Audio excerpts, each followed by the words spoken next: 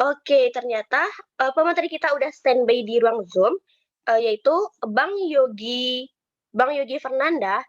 Beliau ini merupakan pemateri luar biasa ya teman-teman, dan nggak pasti materi yang akan disampaikan pun pasti luar biasa juga nih. Dan dipandu juga oleh moderator cantik kita yang nggak kalah luar biasanya, yaitu Kak Andiani Firdaus. Oke, kita sapa dulu nih Kak Andianinya, apakah udah stay di room? Halo Kak Andiani. Iya, halo.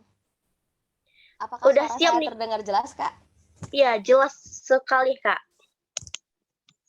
Oke, apakah udah siap nih Kak memandu acara diskusi kita pada pagi hari ini? Ya, insya Allah siap. Oke, Masya Allah. Semoga kita tetap semangat ya sampai akhir acara. Oke, Amin. teman-teman silakan mempersiapkan alat tulisnya untuk mencatat poin-poin penting karena di akhir acara akan ada post test yang akan menguji pengetahuan teman-teman mengenai materi 3 hari ke belakang. Silakan catat poin-poin pentingnya dan disimpan ya teman-teman. Dan silakan mengambil posisi nyamannya, posisi senyaman mungkin karena acara kita akan seru dan lebih menarik nih nanti siang. Oke, kepada Kak Andiani langsung aja nih Kak ambil alih. Silakan Kak Andiani. Baik. Bismillahirrahmanirrahim. Assalamualaikum warahmatullahi wabarakatuh.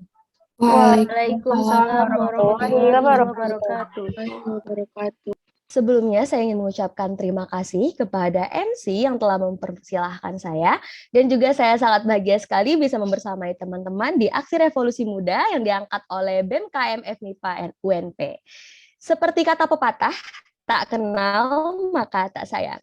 Oleh karena itu, perkenalkan saya Andiani Firdaus, mahasiswa jurusan biologi tahun masuk 2019, dan pada kesempatan kali ini saya akan memandu diskusi kita mengenai manajemen event. Nah, sebelum kita mulai dan sebelum saya perkenalkan abang saya yang berkesempatan menjadi pemateri pada pagi hari ini, saya ingatkan kembali kepada seluruh peserta untuk dapat mengaktifkan kamera, mematikan mikrofon jika tidak diperlukan, dan juga mempersiapkan alat tulisnya. Karena materi kali ini sangat penting sekali dan juga saya ingat kata guru saya, ilmu itu bagaikan hewan buruan dan hewan buruan tentunya akan lari jika tidak diikat dan pengikatnya itu adalah pena. Maka dari itu teman-teman bisa mempersiapkan alat tulisnya. Nah, teman-teman juga bisa nih ketik juga di kolom chat untuk bagaimana sih perasaannya mengikuti ARM pada udah hari kedua ya teman-teman. Oke, kita langsung aja untuk materi kali ini akan diberikan oleh abang saya yang sedang dalam perjalanan ke rumah duka seperti yang disampaikan oleh moderator tadi. Innalillahi wa inna ilaihi rojiun, telah berpulang ke rahmatullah, abi dari kakak kita, Kak Safa Salsabila yang seharusnya menjadi pemateri pada pagi hari ini. Kita sama-sama berdoa semoga almarhum husnul khotimah dan diberikan tempat terbaik di sisinya. Amin ya robbal alamin. Nah, udah bersama kita juga ya pemateri pada hari ini ada Bang Yogi Fernanda. Halo Bang, apa suara Dian terdengar jelas Bang? Alhamdulillah terdengar. Gimana nih kabarnya pagi hari ini Bang? Alhamdulillah luar biasa dan gak Ya. tidur. Nggak, jangan sampai sakit ya Bang, kesehatan harus dijaga juga Bang, karena sekarang lagi rawan banget apa namanya kan Bang, musimnya, habis itu banyak juga wabah gitu kan Bang. Nah Bang, sekarang Abang ada di mana nih Bang, posisinya Bang? Di jalan, iya di jalan gitu kan Bang, tapi udah nyampe di daerah mana? Dan mungkin Abang bisa spill juga rumah Kak Salva rumah duka di mana Bang? Ya ini sekarang masih di Padang sih gitu. Sedang Sip. menuju rumah duka di Payakumbuh di Padang Jopang. Bagi yang tahu ya, mungkin bisa melayat ke sana juga gitu. Kita kasih doa sama-sama ke sana. Oke Bang, Abang tetap semangat kan ya Bang, walaupun nggak tidur buat apa namanya Bang berdiskusi, berbagi bersama teman-teman sobat kampus biru. Siap-siap. Ini sebelumnya Oke, suara abang terdengar jelas kan? terdengar Bang. Oke teman-teman, biar sahabat teman-teman sobat kampus biru ya teman-teman, biar kita makin akrab kan kita udah kenal, udah sayang juga jadinya kan. Nah jadi operator mungkin bisa ditampilkan CV Bang Yogi Fernanda. Nah, jadi Bang Yogi pemateri kita pada pagi hari ini Bang Yogi Fernanda. S-nya Saputra kan, Bang? Ya benar. Ah, benar ya. Oke, jadi pemateri kita pada hari ini Bang Yogi Fernanda Saputra. Bang Yogi ini sekarang menjadi staf bidang riset dan pengembangan Dewan Kepemudaan Nasional Sumbar. Selain itu juga sekarang menjadi co-founder dan juga Chief Operation Officer Air Creative, dan juga sekarang menjadi Chief Technology Officer di Karsa Future Leader. Nah, Bang Yogi ini juga sebelumnya adalah Menteri Komunikasi dan Informasi BMKM UNP dari tahun 2019 sampai 2020. Ada juga menjadi Dirjen Komunikasi dan Informasi BMKM UNP 2018-2019. Bang Yogi juga merupakan staf Biro Media Forsia FMIPA UNP. Bang Yogi juga Ketua Komisi A BPLK jurusan Kimia FMIPA UNP, dan juga masih banyak pengalaman organisasi Bang Yogi lainnya sebelum memasuki Universitas Negeri Padang. Bukan hanya itu aja nih teman-teman, Bang Yogi juga banyak sekali prestasi-prestasinya. Bang Yogi merupakan seorang finalis Indonesian Student Council Summit, finalis Lomba Poster Nasional, juara 1 nasional Lomba Poster Anti Korupsi KPK, finalis Lomba Poster Vision Unri, poster ilmiah terbaik se-Sumatera, juara 1 LKTI Nasional Lomba Kimia, juara 3 LKTI se-Sumbar Lomba Kimia. Masya Allah, sangat menginspirasi pemateri kita pada pagi hari ini ya, Sobat Kampus, teman Sobat Kampus Biru. Nah, jadi Bang Yogi udah banyak nih ternyata di bagian media-media. Buat teman-teman nanti yang mau tanya-tanya, boleh banget juga di luar dari forum ini. Oke Bang, Dian mau ingetin sebelum kita mulai diskusi Bang, Abang mempunyai waktu 45 menit untuk memberikan materi, dan nanti akan Dian ingatkan kembali jika waktunya udah akan habis Bang. Setelah itu kita akan berdiskusi, bertanya jawab bersama teman-teman dari Sobat Kampus Biru. Kepada Bang Yogi, dipersilahkan.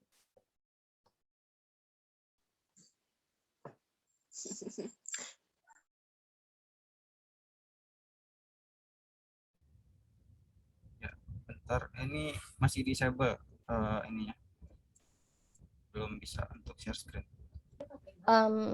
Mungkin Dian aja yang bisa bantu Bang. Operator mungkin bisa jadiin saya co-host. Kalau share screen biar aja dari laptop abang, cuman bantu dijadiin co-host saja sama operator abang. Oh gitu Bang. Oke Bang. Oke, udah ya.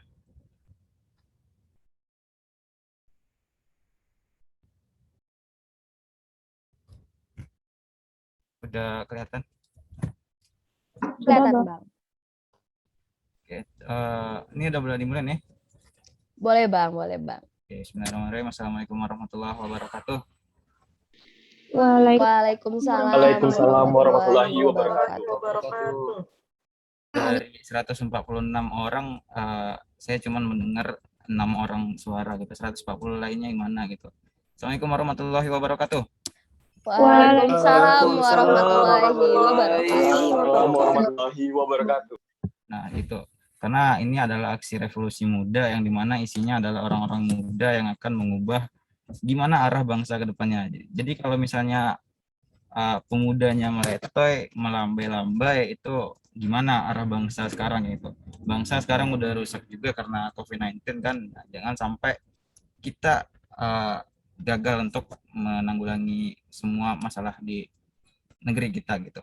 Jadi kita yang muda, kita yang harus semangat. Ya, intermezzo sedikit. Mungkin tadi udah dikenalin oleh Dian ya tentang saya. Mungkin bisa diperkenalkan lagi. Nama saya Yogi Fernanda dari jurusan kimia, masih kuliah ya di UNP.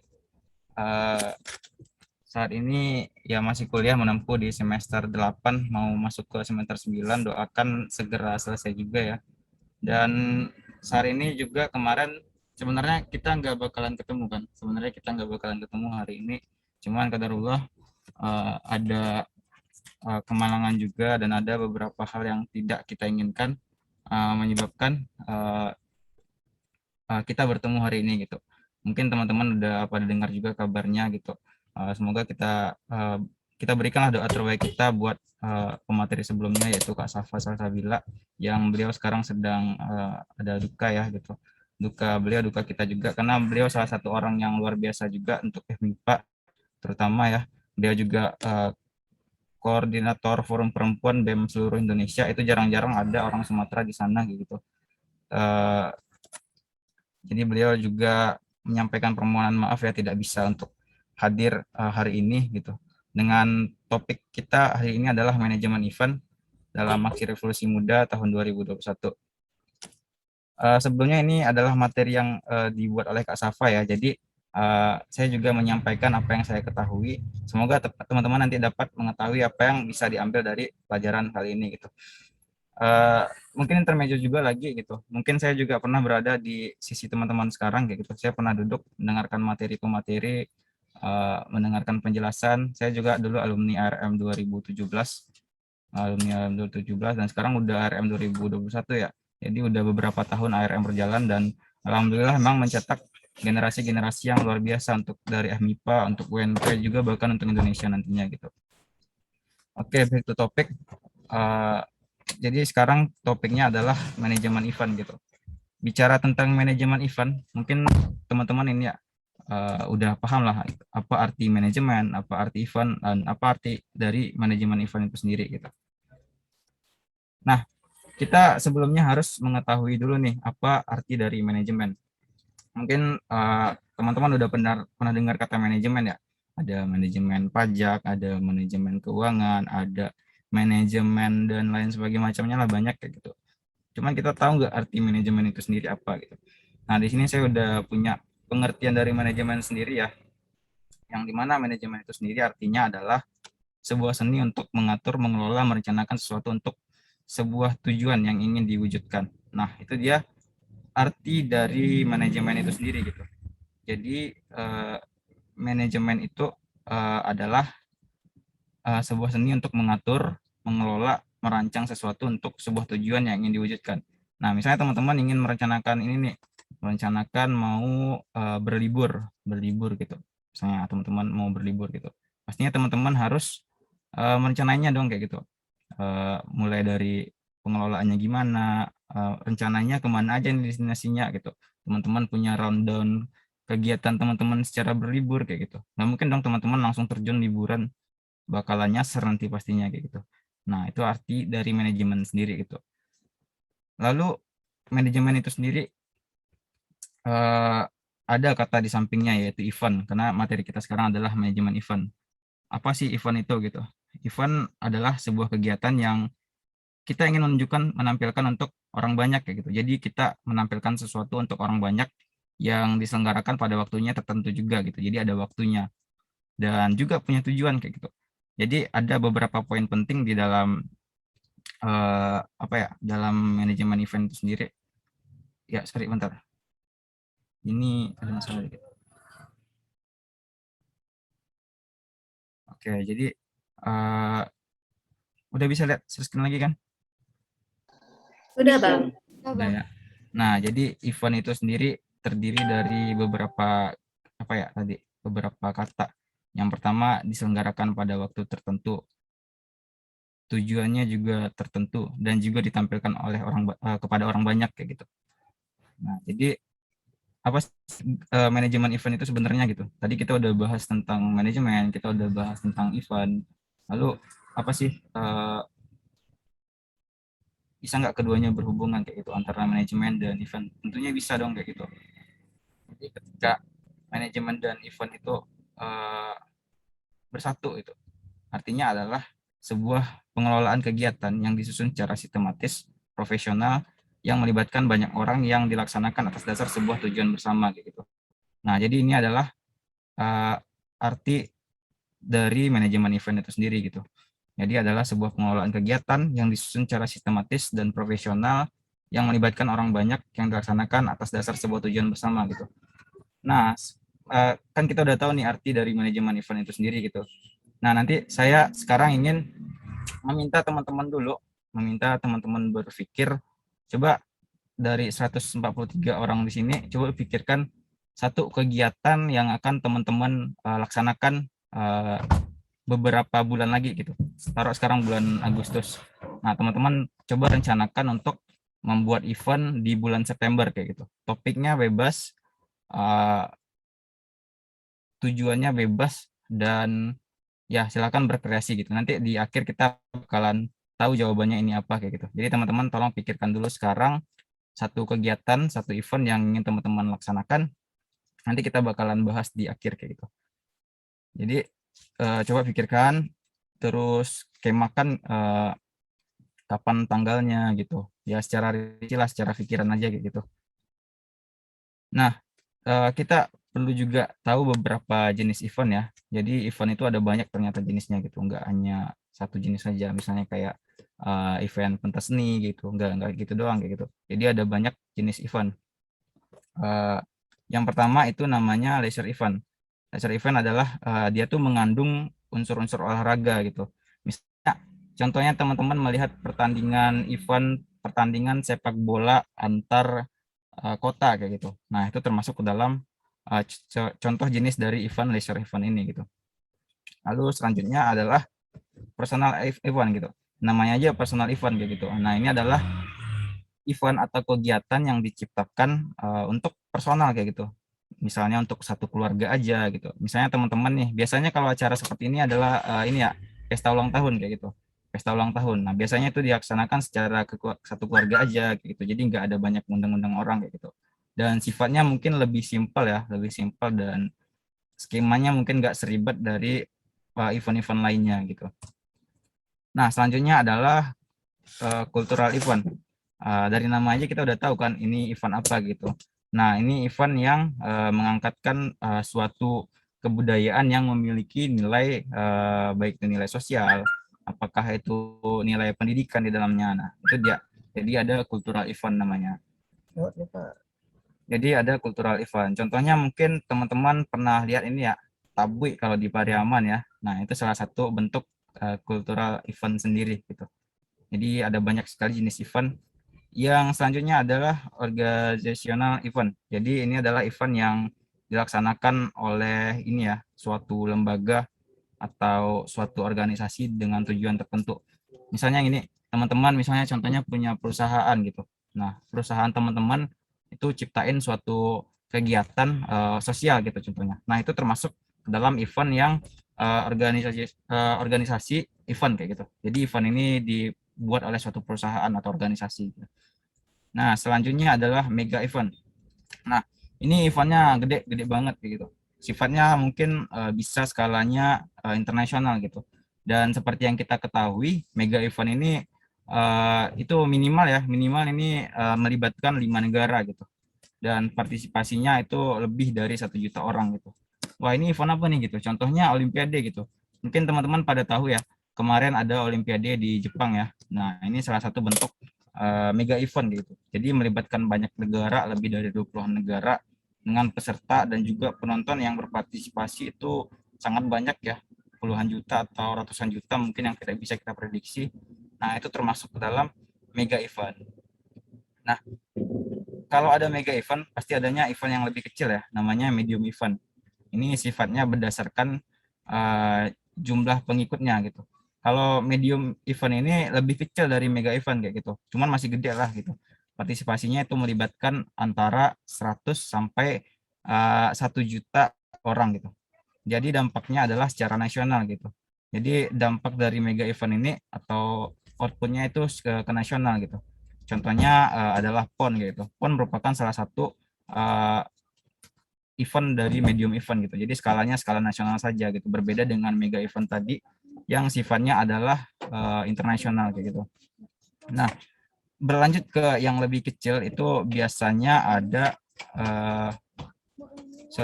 Nah, ada namanya mini event gitu. Mini event ini lebih kecil lagi dari medium event tadi gitu. Jadi mini event itu sifatnya mungkin ke tingkat yang lebih kecil lah, misalnya provinsi, misalnya ada Popda kan olahraga pajak daerah. Nah, itu biasanya adalah kegiatan dari mini event gitu. Nah, melihat dari perencanaan event sendiri itu biasanya ada beberapa tahapan yang dilaksanakan sebelum kita eksekusi acaranya kayak gitu. Apa aja itu gitu. Yang pertama kita bisa lihat di slide ya. Yang pertama itu adalah research, yang dimana research ini adalah ya nanti kita bakalan bahas lah gitu. Selanjutnya dari setelah riset kita lakukan desain dari kegiatannya bagaimana, ya secara dasarnya itu rondelnya, siapa yang kita undang, nah itu termasuk desain gitu. Selanjutnya planning. Planning ini masuk ke dalam perencanaan ya. Jadi setelah kita desain, kita tentukan perencanaannya gimana, baru masuk ke coordination. Coordination ini lebih ke dalam kepanitiaannya gitu. Lalu yang paling terakhir itu tahapnya adalah tahap evaluasi, gitu. Tahap evaluation. Nah, mungkin kita bisa lebih jelasnya lagi ya. Jadi riset itu sendiri adalah kita harus ketahui nih apa aja kenapa acara itu kita laksanakan gitu. Nah, jadi ada beberapa unsur ya, 5W1H contohnya gitu ya. Jadi kita riset dulu kenapa event itu diadakan, lalu siapa yang mengadakan gitu. Kita harus tahu gitu. Lalu kapan diadakan, di mana diadakan, apa yang diadakan gitu. Kita harus tahu semuanya gitu. Dan nanti akan menghasilkan SWOT-nya gitu. Jadi itu tujuan dari riset sebelum kita melaksanakan suatu event gitu. Jadi dalam manajemen event, hal yang paling mendasar kita lakukan adalah riset. Nah, selanjutnya setelah riset kita lakukan desain. Desain ini apa gitu. Jadi seluruh kegiatan yang telah kita rencanakan tadi kita desain dulu kegiatannya gitu. Jadi desain ini sendiri terbagi dua ya. Yang pertama ada mind mapping, yang kedua ada brainstorming. Jadi mind mapping itu adalah proses untuk mengumpulkan ide dari setiap anggota yang akan dihubungkan dengan filosofi event yang ingin ditingkatkan gitu, diangkatkan gitu. Jadi mind mapping ini seperti ini ya, pengkotak-kotakan gitu. Jadi kita harus tahu filosofinya apa, kenapa diadakan tadi gitu. Nah, itu lebih ke mind mapping. Dan yang kedua adalah brainstorming. Nah, ini lebih ke ini ya, lebih ke pemanasan kita di otak kita gitu. Apa tema kegiatannya, konsepnya bagaimana, dekorasinya gimana, artistiknya gimana, dan strategi pembumingannya gimana gitu. Nah, itu yang paling penting di dalam ininya brainstorming. Jadi di desain sendiri ada dua ya. Yang pertama mind mapping, yang kedua adalah brainstorming. Nah, jadi seperti itu. Oh sorry, ini cari lawan terus dia. Sebentar ya.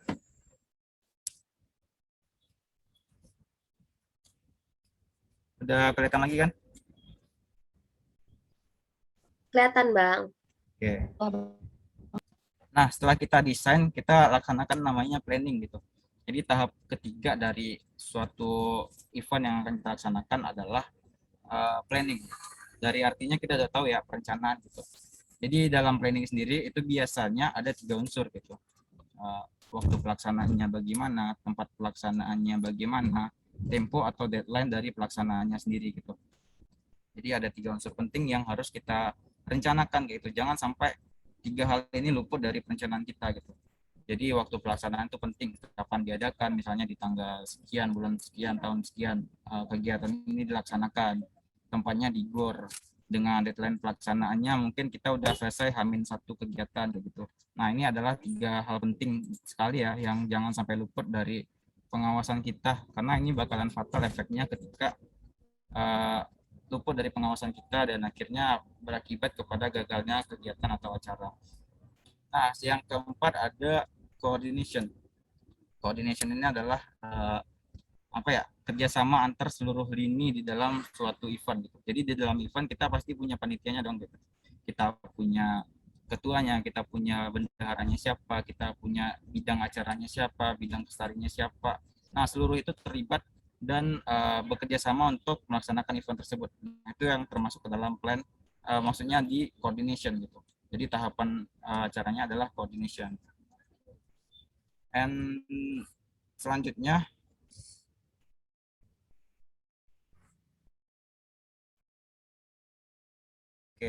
adalah evaluation. Ini ya lebih kepada tahap akhir dari kegiatan atau pasca event. Jadi mungkin teman-teman udah pada tahu ya, misalnya ada kegiatan pasti ada evaluasinya. Evaluasi itu tujuannya apa gitu? Tujuannya adalah misalnya event ini adalah event tahunan. Jadi event yang dilaksanakan setiap tahun. Nah, dia bakalan pasti setiap tahun itu ada evaluasinya, ada pembaharuannya. Nah, disinilah para panitia berkumpul untuk mengevaluasi kegiatannya itu seperti apa dan apa yang harus diperbaharui, apa yang harus dihilangkan, semuanya di tahap evaluasi ini. Oke, next. ada beberapa dokumen yang harus ada ya, bukan harus sih, ini opsional, cuman penting adanya di dalam satu event gitu. Nah, yang pertama itu adalah proposal kegiatan. Pastinya jika kita melaksanakan suatu acara atau mengangkatkan suatu event, kita butuh yang namanya proposal kegiatan. Mungkin teman-teman udah pada paham lah ya bentuk dari proposal itu sendiri seperti apa. Yang pastinya proposal itu adalah gambaran dari kegiatan kita secara rinci ya, mulai dari dananya bagaimana, panitianya siapa, latar belakang pun ditanya di dalam proposal itu gitu. Nah, itu adalah fungsi proposal kegiatan. Biasanya jika teman-teman ini ingin ke sponsor ya, misalnya nih si Dian gitu. Si Dian adalah investor yang punya perusahaan gede gitu. Dan Abang misalnya adalah seorang ketua pelaksana gitu. Nah, Abang bakalan memberikan proposal kegiatan Abang ke investor tadi gitu, ke sponsor tadi, agar ini mungkin nanti bisa kegiatan kita didanai dengan ketentuan tertentu gitu. Misalnya pihak perusahaan Dian itu memberikan, kita harus posting logo dari perusahaan Dian ke acara kita kayak gitu. Jadi biasanya ada seperti aturan seperti itu gitu. Nah, selanjutnya yang harus opsional juga ada di dalam sebuah dokumen-dokumen pentingnya, yaitu rundown kegiatan gitu. Nah, rundown kegiatan ini apa? Rundown kegiatan ini adalah gambaran dari acaranya dari awal hingga akhir gitu. Jadi waktu dari acaranya dari awal hingga akhir itu dituliskan di sana gitu. Ya, sebelumnya mohon maaf ya jika ada keributan di sini karena sedang di tempat terbuka. Jadi rundown kegiatan itu adalah gambaran dari pelaksanaan waktunya gitu. Misalnya dari jam 7 sampai jam 8 itu teman-teman ngapain, dari jam 8 sampai jam 9 teman-teman ngapain. Nah, di dalam rundown itu bakalan diatur semuanya gitu. Jadi ketika hari H kegiatan, seluruh kita itu di sana melaksanakan atau fokus kepada rundown tadi gitu. Jadi jangan sampai ada gagal rundown dan menyebabkan acaranya mungkin pending, acaranya mungkin molor. Nah, itu yang harus dipentingkan. Jadi fokus ke dalam rundown kegiatan, disiplin rundown kegiatan gitu. Biasanya yang paling pusing ketika acara berlangsung adalah seksi acara ya, bidang acara, karena orang-orang inilah yang bertindak di dalam rundown kegiatan ini gitu. Nah, selanjutnya adalah undangan kegiatan gitu. Undangan ini ada banyak juga jenisnya ya, baik itu undangan kepada pemateri, undangan kepada tamu gitu. Nah, itu penting adanya di dalam suatu event jika kita ingin mengundang orang ke dalam acara kita gitu. Ini biasanya ke dalam acara-acara yang sifatnya formal ya. Biasanya kalau acara-acara yang non formal itu undangannya cukup disampaikan aja udah gitu. Tapi termasuk undangan juga gitu. Ya, jadi itu tiga hal tadi juga harus ada di dalam dokumen kegiatan. Selanjutnya ada TOR. Mungkin yang banyak belum tahu ini orang TOR ya. TOR ini adalah gambaran dari kegiatan kita apa yang biasanya kita berikan kepada ini ya, kepada pemateri. Contohnya pihak kegiatan ARM itu memberikan TOR kepada Abang gitu. Nah, di situ adalah gambar kegiatannya gitu. Temanya apa, topiknya apa, mulai jam berakhirnya jam berapa gitu. Jadi orang yang memberikan materi itu bakalan tahu gitu batasan-batasan mereka di mana kayak gitu. Nah, itu yang paling penting juga ya, yang sering banyak dilupakan oleh penyelenggara acara sekarang, TOR kegiatan gitu. Bahkan ada beberapa sebelumnya ya, jadi ada beberapa sebelumnya panitia kegiatan yang kebetulan juga mengundang saya di dalam kegiatan. Ketika ditanyain TOR, apa itu TOR Bang gitu. Jadi mereka nggak tahu nih apa arti TOR gitu. Nah, ini yang sering luput dari perhatian banyak orang, tapi dia cukup bermanfaat gitu. Jadi si pemateri nggak perlu tanya-tanya lagi kan, nggak perlu nanti miskomunikasi mungkin dengan pihak pelaksana dengan ada TOR ini. Nah, yang terakhir yang mungkin ada di dalam kegiatan dokumennya yaitu adalah LPJ. Jadi adalah laporan pertanggungjawaban. Hampir sama dengan proposal, hanya saja jika proposal kegiatan itu isinya adalah gambaran dan rencana dari event kita, kegiatan kita, beda dengan LPJ atau lapor pertanggungjawaban. Laporan pertanggungjawaban ini biasanya apa ya? Hasil akhir dari event kita, kegiatan kita. Jadi hasil akhir dari kegiatan kita.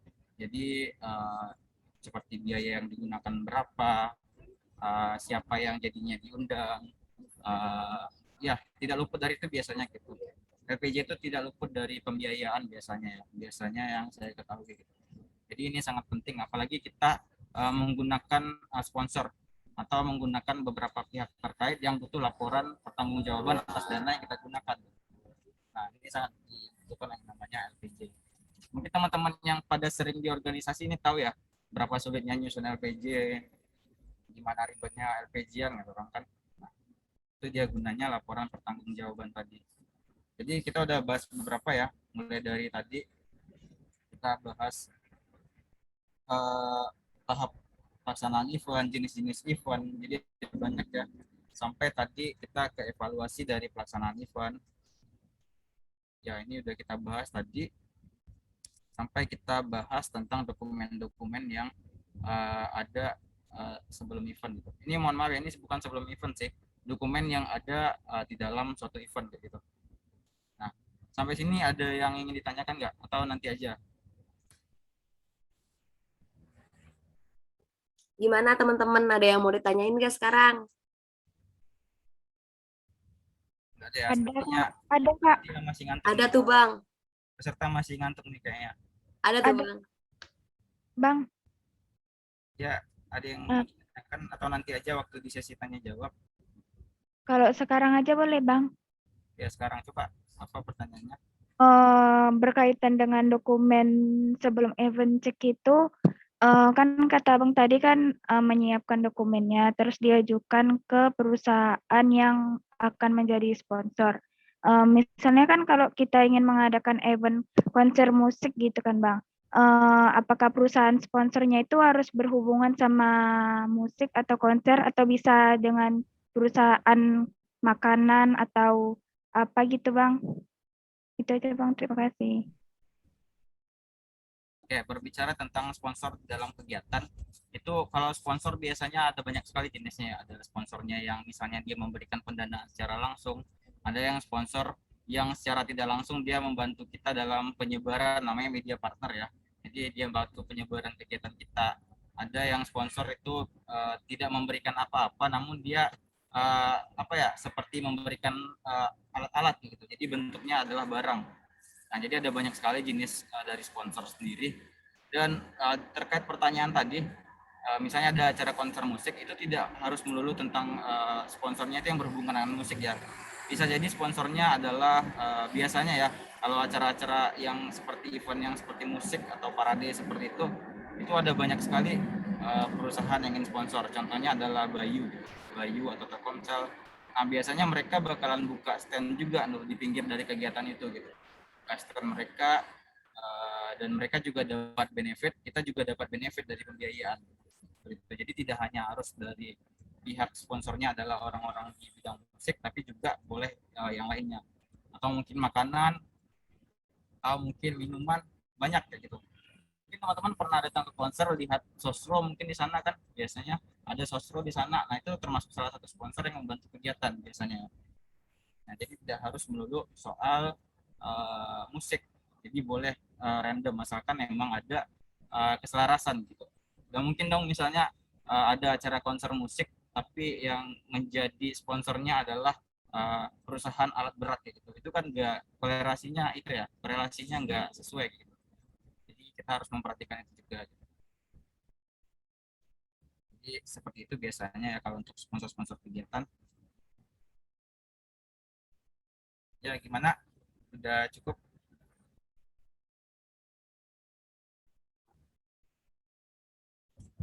Ya, halo. Gimana tadi teman yang bertanya?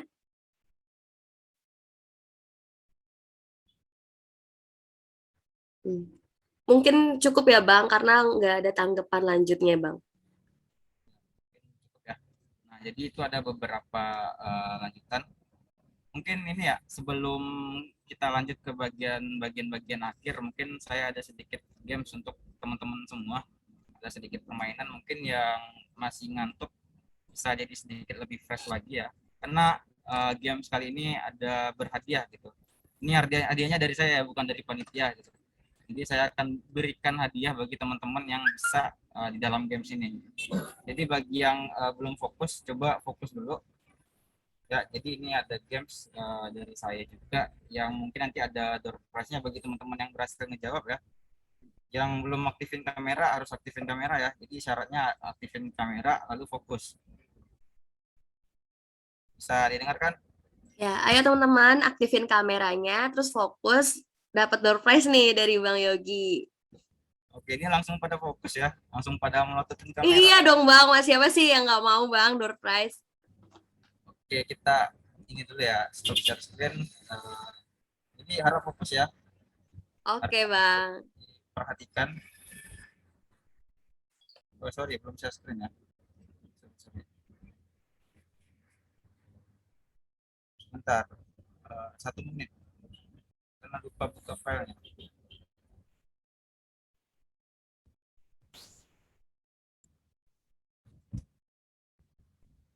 Oke, udah pada lihat layarnya kan? Udah Bang. Oke, jadi saya punya tebak-tebakan untuk teman-teman gitu. Jadi bagi yang berhasil nanti ada dapat door prize ya. Jadi dari pribadi dari saya, tidak dari panitia. Namun catatannya hanya bagi yang berhasil ya. Bagi yang berhasil, bagi yang aktifkan kamera dan bagi yang fokus. Oke, udah siap ya. Jadi saya punya tebak-tebakan. Jadi yang benar dapat door prize. Jadi yang benar dapat door prize. Udah siap? Sudah Bang. Udah, Bang. Gak seperti suara salam tadi, kenceng. Udah siap? Sudah Bang. Siap, Bang. Wah, kayaknya Ya, Dian Bang. yang dapat door prize nih Bang. Dian yang paling semangat. Baru 5 orang dari 145 orang. Udah siap? Sudah Bang. Bang. Jadi pertanyaannya adalah, iya pada nungguin ya. Jadi pertanyaannya adalah, tebak hewan apakah ini? Saya Bang. Ya Bang. Pak, raise hand dan mungkin Dian bisa pilih ya siapa? Oke Bang, oke teman-teman, buat ini nih Bang, kelihatan sama Dian tadi gimana ya Bang? Ya? 19_Milonite_Vindi Safira. Ya, jawab. Hewan apakah ini yang 19 tadi? Penguin, Bang. Penguin. Yakin dikunci? Gak mau ganti? Penguin. Iya, penguin. Oke, jawaban dikunci. Jawabannya adalah panda. Sorry, salah ya. Jadi nggak dapat kontra. Sorry. Jadi masih salah jawabannya gitu. Tapi bagi yang lain jangan sedih, jangan bimbang ya. Masih ada beberapa pertanyaan lainnya. Kita lanjut ke pertanyaan selanjutnya. Coba yang ini. Ada yang tahu nggak ini hewan apa? Ini Oke. masih hadiahnya door prize ya. Cuman lebih kecil dari hadiah yang pertama tadi. Oke teman-teman yang raise hand langsung Dian tunjuk atau ada yang belum nonaktifkan raise hand yang tadi? Ini coba Amerta Tiara. Ayam, Bang. Ayam, apakah benar? Serius ayam? Serius Iya. ayam? Ayam sejak kapan kakinya 4? Kan tadi pertanyaannya salah juga. Jadi mungkin ayam. Apa ya? Udah yakin ini ayam? Yakin, Bang. Berapa persen yakinnya? Sejak kapan ayam adanya kakinya 4? Coba dijelaskan landasannya memilih ayam itu gimana? Karena tadi penguin kepalanya panda, mungkin sekarang anjing kepalanya ayam. Jawabannya ayam. Jawabannya adalah iya bener ya.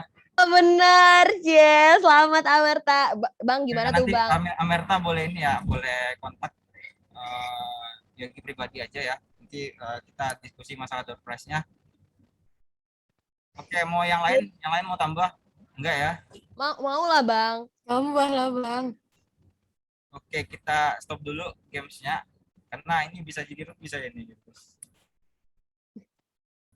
Oke, kita lanjut ke materinya. Jadi Amerta nanti bisa kontak aja ya Yogi. Nanti kita bicara masalah door prize. Ya, selamat dulu dong. Selamat Amerta. Nah, jadi nanti Amerta boleh ini ya, boleh kontak Yogi aja, dan nanti kita bakal bicara masalah door prize-nya. Kontaknya gimana nih Bang? Kalau mau cari abang di mana gitu Bang? Kalau nggak dikontak nggak dapat ya, jadi harus dikontak dulu ya.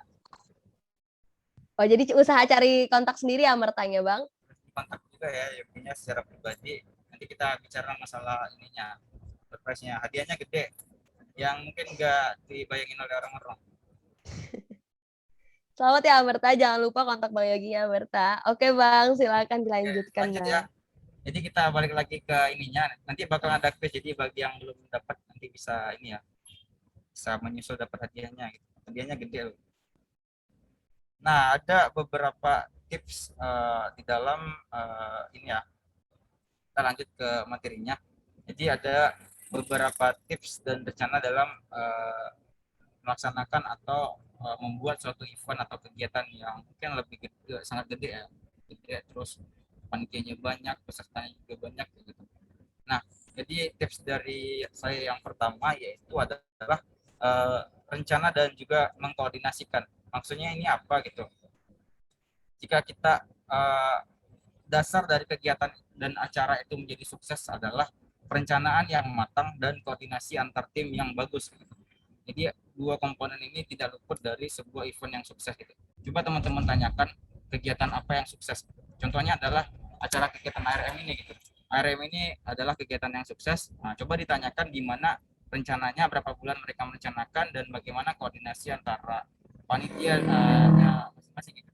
Jadi ada banyak panitia kan. Nah, coba teman-teman tanyakan gimana koordinasi dari mereka. Gitu. Pasti luar biasa. Gitu. Nah, itu adalah tips pertama ya, kita harus merencanakan dan mengkoordinasikan kegiatannya dengan sangat-sangat matang ya jika ingin kita serius mengangkatkan suatu acara. Dan yang kedua adalah memulai tindakan gitu. Memulai tindakan ini maksudnya apa gitu?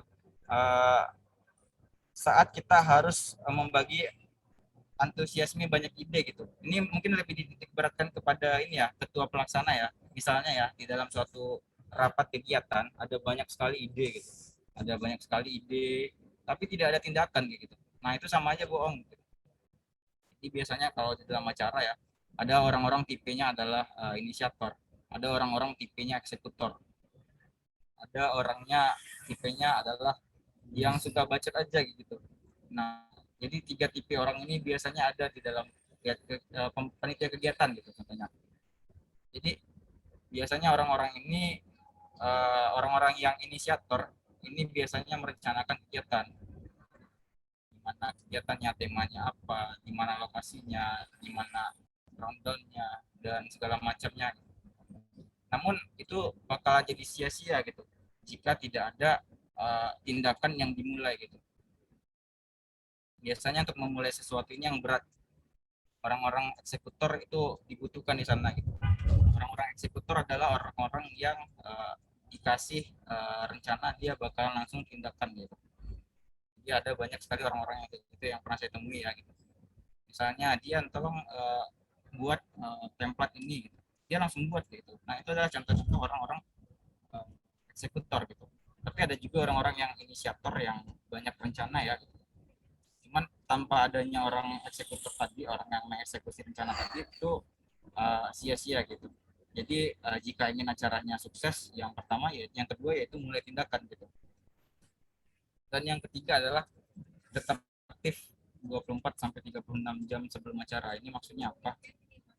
Jadi maksudnya di sini teman-teman harus apa ya, pahami apa-apa aja yang tidak atau luput dari rencana.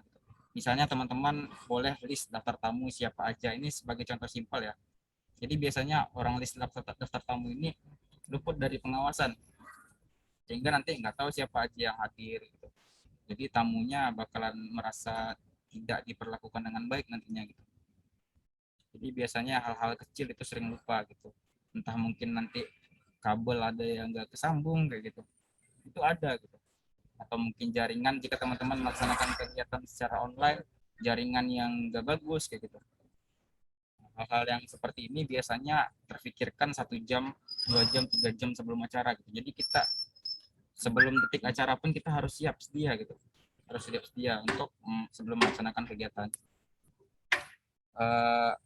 Lalu yang keempat, bagaimana mengelola di hari-hari terakhir gitu. Nah, biasanya di hari-hari terakhir, misalnya kegiatannya ada 3 hari. Sama kayak ARM ini misalnya ya gitu. Jadi acaranya berhari-hari. Biasanya semangat di awal-awal itu luar biasa. Baik itu dari panitia gitu, dari pelaksana gitu. Tapi masuk ke hari-hari selanjutnya, hari-hari ketiga, hari keempat. Nah, itu bakalan luntur semangatnya gitu. Nah, hari-hari terakhir itu emang harus dijaga semangatnya agar semua rencana kita terkelola dengan baik. Ya, yang tips nomor 4. Jadi kita harus sampai ke hari akhir lah istilahnya semangatnya, hari akhir kegiatan. Dan yang kelima, belajar dari acara tersebut. Ini masuk ke ini ya, masuk ke dalam tahap evaluasi tadi sebenarnya. Jadi kita pelajarin untuk kita ambil pelajarannya untuk kegiatan kita di masa yang akan datang. Misalnya itu adalah event tahunan. Misalnya teman-teman BEM MIPA mengangkatkan ARM setiap tahun. Nah, evaluasi dari sekarang apa yang dipelajari untuk tahun besok.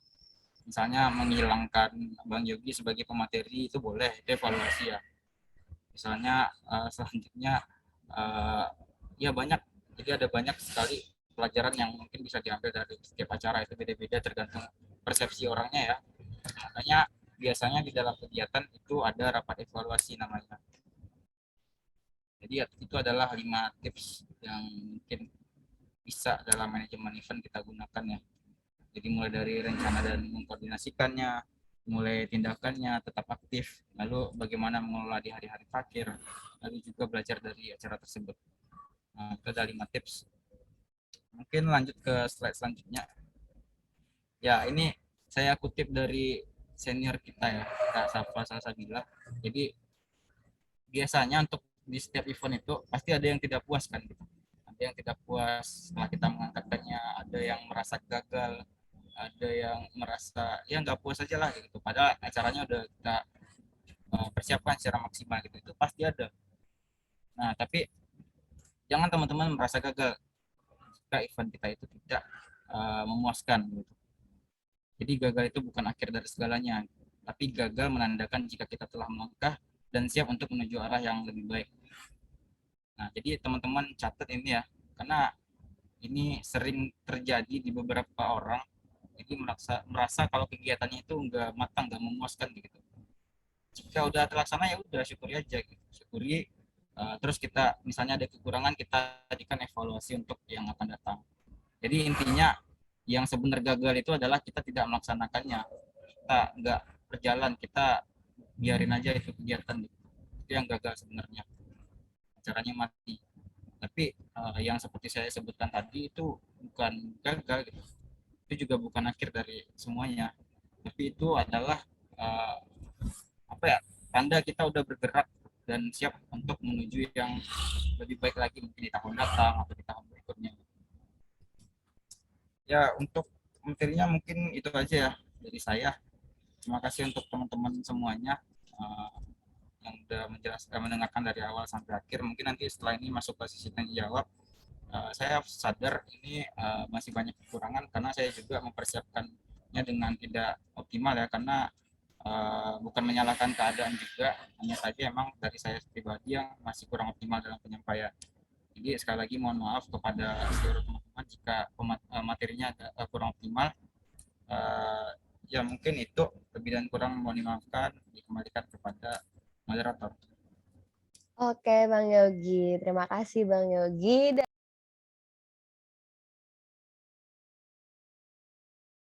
Moderator selanjutnya apakah ada sahabat saya Muhammad Ashidiki Syadza Altaf. Apakah Diki sudah bergabung? Udah nih Dian, Oh, Diki udah udah bergabung. Oke, gimana nih kabarnya pagi hari ini, Dik? Alhamdulillah sehat ya Dian ya. Dian sendiri gimana nih kabarnya? Oh, Dian alhamdulillah sehat juga. Jangan lupa sarapan ya, Dik. Karena Dian yakin Diki nggak ada yang ngingetin. Buat teman-teman sama panitia yang lain dan juga mungkin pemateri juga jangan sampai lupa sarapan. Jangan sampai juga untuk lalai dalam menjaga prokes dan tetap jaga kesehatan. Karena kita masih di tengah-tengah pandemi nih, teman-teman. Ya kan, Dik? Nah, jadi Bener banget pastinya ya Dian ya. Ya benar. Karena materi selanjutnya akan dipandu oleh Diki. Diki merupakan staf ahli Kominfo BMKM UNP 12. Ya, makanya Dian bilang sahabat Dian karena Dian juga di BMKM UNP 12. Dan juga, oh ya mungkin Dian kalau di BEM jadi Sekretaris Menteri di Kementerian Pengembangan Sumber Daya Mahasiswa, teman-teman. Nah, mungkin dari tadi pagi selama Dian membantu acara, Dian banyak salah. Dian mohon maaf atas segala kesalahan dan juga kekurangan dari Dian pribadi, karena kebenaran datangnya dari Allah Subhanahu wa Ta'ala. Dan sekali lagi Dian mengucapkan terima kasih atas kesempatannya, dan juga tetap semangat terus untuk Sobat Kampus Biru untuk melaksanakan ARM sampai hari besoknya. Jangan lupa untuk tetap jaga kesehatan dan juga patuhi protokol kesehatan. Semoga kita semua selalu bahagia. Jangan lupa tersenyum. Dian pamit undur diri. Wassalamualaikum warahmatullahi wabarakatuh. Acara selanjutnya Dian serahkan ke Diki. Waalaikumsalam warahmatullahi wabarakatuh. wabarakatuh. Waalaikumsalam Makasih Kak Sama-sama Dian. teman-teman. Sampai Makasih, jumpa. Kak Dian. Oke, thank you banget ya buat Dian udah mandu acara di sesi tadi ya, teman-teman Sobat Kampus Biru. Nah, jadi di sesi kali ini bakalan aku, Diki, yang bakalan nemenin Sobat Kampus Biru buat sesi selanjutnya. Nah, sebelumnya aku buka dulu ya. Assalamualaikum warahmatullahi wabarakatuh. Waalaikumsalam warahmatullahi wabarakatuh. Oke, jadi gimana nih teman-teman Sobat Kampus Biru semua, masih pada semangat kan ya sampai akhir acara ARM nanti. Nah, aku mau tes dulu nih semangat buat dari teman-teman semua. Masih ingat kan jargon kita kayak gimana teman-teman Sobat Kampus Biru? Ingat dong. Oke, mantap ya. Nah, oke, jadi aku mau tes dulu nih jargon kita sekarang nih ya. Oke, kalau misalnya aku bilang ARM 2021, teman-teman Sobat Kampus Biru jawabnya apa? Coba kita tes dulu ya. ARM 2021 Beraksi dari tekstual menuju impian. Aduh, kurang semangat nih. Tadi juga sempat ada delay-delay sedikit ya. Nah, oke, aku ulangi lagi ya. ARM 2021 Beraksi menuju negeri impian. Oke, udah kedengaran ya semangat dari teman-teman semua. Tadi udah kayak kedengaran udah kayak 300 orangan ya gitu ya. Oke, jadi sebelum masuk ke sesi selanjutnya nih ya teman-teman Sobat Kampus Biru, perkenalan dulu nih, nama aku Muhammad Asyidiki Saza Altaf, bisa dipanggil Diki, dan aku dari jurusan Biologi 2019, dan juga aku juga tergabung di organisasi ya teman-teman Sobat Kampus Biru di sebagai staf ahli Kominfo BMKM UNP.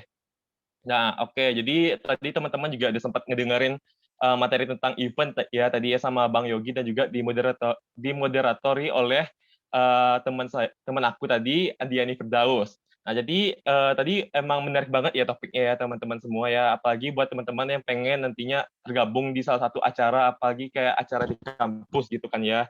Nah, jadi di materi selanjutnya ini tuh juga nggak kalah menarik nih teman-teman Sobat Kampus Biru. Karena materi yang bakalan kita kulik hari ini nih, di sesi kali ini bakalan mengenai tentang teknik sidang nih.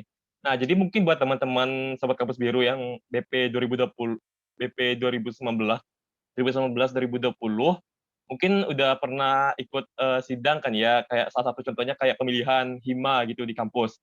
Nah, mungkin untuk yang BP 2019 mungkin udah pernah coba buat di offline-nya kali ya. Nah, mungkin yang untuk 2020 belum. Nah, jadi di kali ini kita bakalan kupas tuntas mengenai teknik sidang. Jadi buat teman-teman jadinya pas nantinya bakalan ada sidang gitu, bakalan nggak gagok lagi gitu kan ya. Nah, oke, kita coba panggil dulu ya, apakah Bang Widonya udah masuk di Zoom? Ya, sudah bergabung, Diki. Oke. Nah, jadi kita sapa dulu ya, teman-teman ya. Halo, Bang Wido. Gimana nih kabarnya, Bang? Halo, alhamdulillah kabar baik. Alhamdulillah. Nah, Abang sekarang ini posisinya di mana nih, Bang? Sekarang lagi di rumah sih, di kampung halaman. Itu tepatnya di Lubuk Kaping, Diki. Oke. Nah, jadi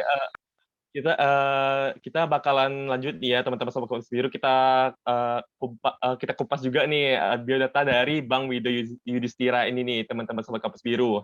Nah, jadi ini Bang Wido Yudhistira ini lahir di Siak pada tanggal 19 Mei 1999, dan juga abang ini juga menempuh pendidikan di SDN 19 Ambacang Anggang pada tahun 2005 sampai 2011. Terus juga di MTSN Lubuk Sikaping pada tahun 2011 sampai 2014. lalu melanjutkan pendidikannya dari MTSN Keman Lubuk Sikaping dari tahun 2014 sampai 2017, dan juga sekarang ini Bang Wido juga menempuh pendidikan di Universitas Negeri Padang dari tahun 2017 sampai sekarang ini, teman-teman Sobat Kampus Biru. Nah, untuk organisasinya ini sendiri juga banyak banget nih, teman-teman Sobat Kampus Biru. Mulai dari magang kerohanian di Hima Fisika, Wakil Koordinator Kerohanian Hima Fisika tahun 2019, Ketua Komisi 1 MPMK UNP tahun 2019-2020, terus juga ada Ketua Komisi 3 FL2 MI Sumatera Barat 2019-2020, dan juga ada Sekretaris Umum MPMK UNP 2020-2021 sampai ke Koordinator Relawan Rumah Aman Salman Padang 2020, teman-teman. Wow, banyak banget ya organisasinya ya, sampai aku aja minder nih yang ngelihat pengalaman organisasi Bang Wido sebanyak ini nih, teman-teman Sobat Kampus Biru. Nah, juga abang ini juga punya personal skill yang mumpuni banget nih, teman-teman Sobat Kampus Biru. Mulai dari komunikasi Bang Wido, dan juga kerja tim, manajemen, dan juga kreativitas Bang Wido ini nggak perlu diraguin lagi gitu. Dan juga nih buat teman-teman Sobat Kampus Biru yang mungkin penasaran nih sama sosial medianya atau pengen ngehubungin Bang Wido, mungkin bisa dilihat ya teman-teman Sobat Kampus Biru ya yang ada di bagian sebelah kanan. Mungkin buat operator mungkin bisa di zoom di bagian kontak infonya. Oke, nah nih jadi buat teman-teman Sobat Kampus Biru yang mungkin ada yang pengen ditanyain sama Bang Wido, mungkin bisa langsung aja ya, tuh ada mulai dari nomor telepon, email, alamat, sampai ke Instagram Bang Wido sendiri. Dan juga oke, kita lanjutin ya teman-teman ya. Nah, jadi untuk prestasinya Bang Wido ini juga keren banget sih ya, teman-teman Sobat Kampus Biru, mulai dari juara 1 KSM Matematika tingkat kabupaten tahun 2014 sampai 2015, dan juga juara 1 KSM Matematika tingkat kabupaten pada tahun 2015 sampai 2016. Wow, keren banget ya. Jadi buat teman-teman Sobat Kampus Biru yang mungkin struggle kali ya yang sama pelajaran matematika kayak kalkulus atau matematika atau biologi, mungkin Bang Wido sendiri boleh nggak sih Bang nanya-nanya tentang matematika gitu? Boleh, boleh, boleh. Oke, siap ya. Nah, jadi Bang Wido ini sendiri juga punya hobi yang keren-keren banget nih, teman-teman Sobat Kampus Biru, mulai dari traveling, terus juga memasak, terus juga main game. Nah, ini keren ya, apalagi nih yang memasak ini. Nah, mungkin Bang Wido sendiri bisa boleh kasih tahu apa sih masakan yang mungkin Abang banggain gitu, yang bisa Abang masak gitu? Aduh, kalau masak sebenarnya itu sebuah sebuah pilihan juga. Tapi biasanya saya masak itu kayak berupa eksperimen aja. Jadi mencampurin semua bahan, jadi nggak tahu hasilnya kayak mana. Makanya itu saya lebih suka memasak karena ingin membuat suatu hasil karya yang baru gitu ya. Nah, tapi kalau untuk hasil karya yang sempurna itu belum ada sih sampai sekarang. Oke, tapi aku sendiri iri sih ya sama Bang Wido ya, karena aku sendiri emang bisa dibilang nggak bisa masak gitu, cuman paling bisa tuh masak air atau masak air bakmi gitu kan ya. Nah, jadi buat teman-teman mungkin nih yang punya hobi masak juga, mungkin bisa tanya-tanya juga kali ya sama Bang Wido ya. Oke, jadi nih Bang Wido, sebelum kita mulai ke sesi materi teknik sidang nih ya Bang ya, aku mau ngingetin lagi buat untuk penyampaian materinya itu hanya 45 menit ya Bang, karena berhubung durasi juga ya Bang. Nah, buat teman-teman Sobat Kampus Biru, aku mau ngingetin juga buat jangan lupa catat materinya ya, siapin pena, siapin notebook, ataupun catatan kecil gitu, karena materi yang bakalan dibahas sama Bang Wido ini bakalan masuk nantinya di postas nantinya. Oke, buat Bang Wido, waktu yang tepat dipersilakan ya Bang. Oke, baik. Terima kasih Diki atas kesempatan yang telah diberikan. Bismillahirrahmanirrahim. Assalamualaikum warahmatullahi wabarakatuh. Waalaikumsalam warahmatullahi wabarakatuh. Ya, alhamdulillahirrahmanirrahim. Wassalatu wassalamu ala asrofil anbiya'i wal mursalin wa ala alihi wa ashabihi rasulillahi ajma'in. Asyhadu an la ilaha illallah wa la syarikalah wa asyhadu anna Muhammadan abduhu wa rasuluh sallallahu alaihi wasallam, amma ba'du. Puji syukur marilah kita ucapkan kepada Allah Subhanahu wa taala, atas rahmatnya lah kita dapat berkumpul kali ini dalam kegiatan aksi revolusi muda ya, dan tentunya semoga Allah berkahi dan merahmati kegiatan kita pada kesempatan kali ini. Dan salawat beriringan salam tak bosan kita berikan kepada Nabi kita, yakni Nabi Muhammad SAW, dengan lafaz Allahumma sholli ala Muhammad wa ala ali Muhammad.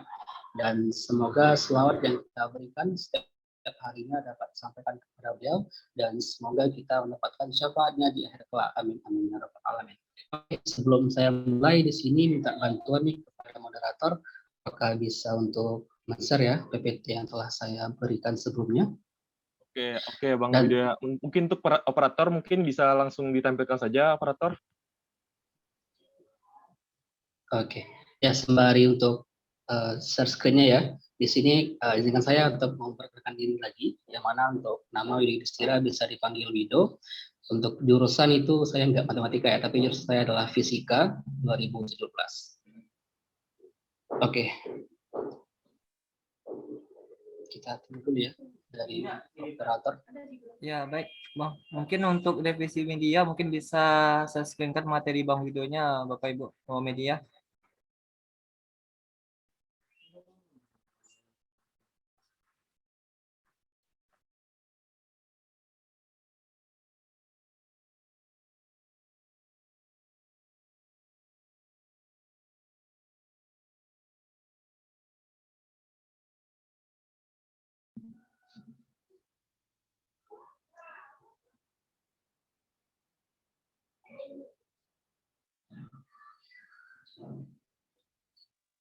Ya, sembari dari panitia untuk share screen terhadap materinya. Di sini tentu semoga dari peserta ARM kali ini semoga selalu dalam keadaan selalu ya, dan bisa menerima terhadap materi yang akan saya sampaikan nantinya. Karena seperti yang rekan-rekan ketahui bahwasanya sidik sidang ini adalah sesuatu yang sangat penting diketahui oleh masyarakat UNP atau mahasiswa UNP pada umumnya. Karena nantinya itu sangat berguna sekali, apalagi nanti seperti yang telah disampaikan ya, seperti di MUDES, musyawarah besar di himanya. Karena nanti tidak tidak jauh kemungkinan bisa saja nanti ada rekan-rekan yang ditunjuk sebagai pimpinan sidang atau sebagainya. Nah, tentunya di sini adalah terima kasih ya pada panitia.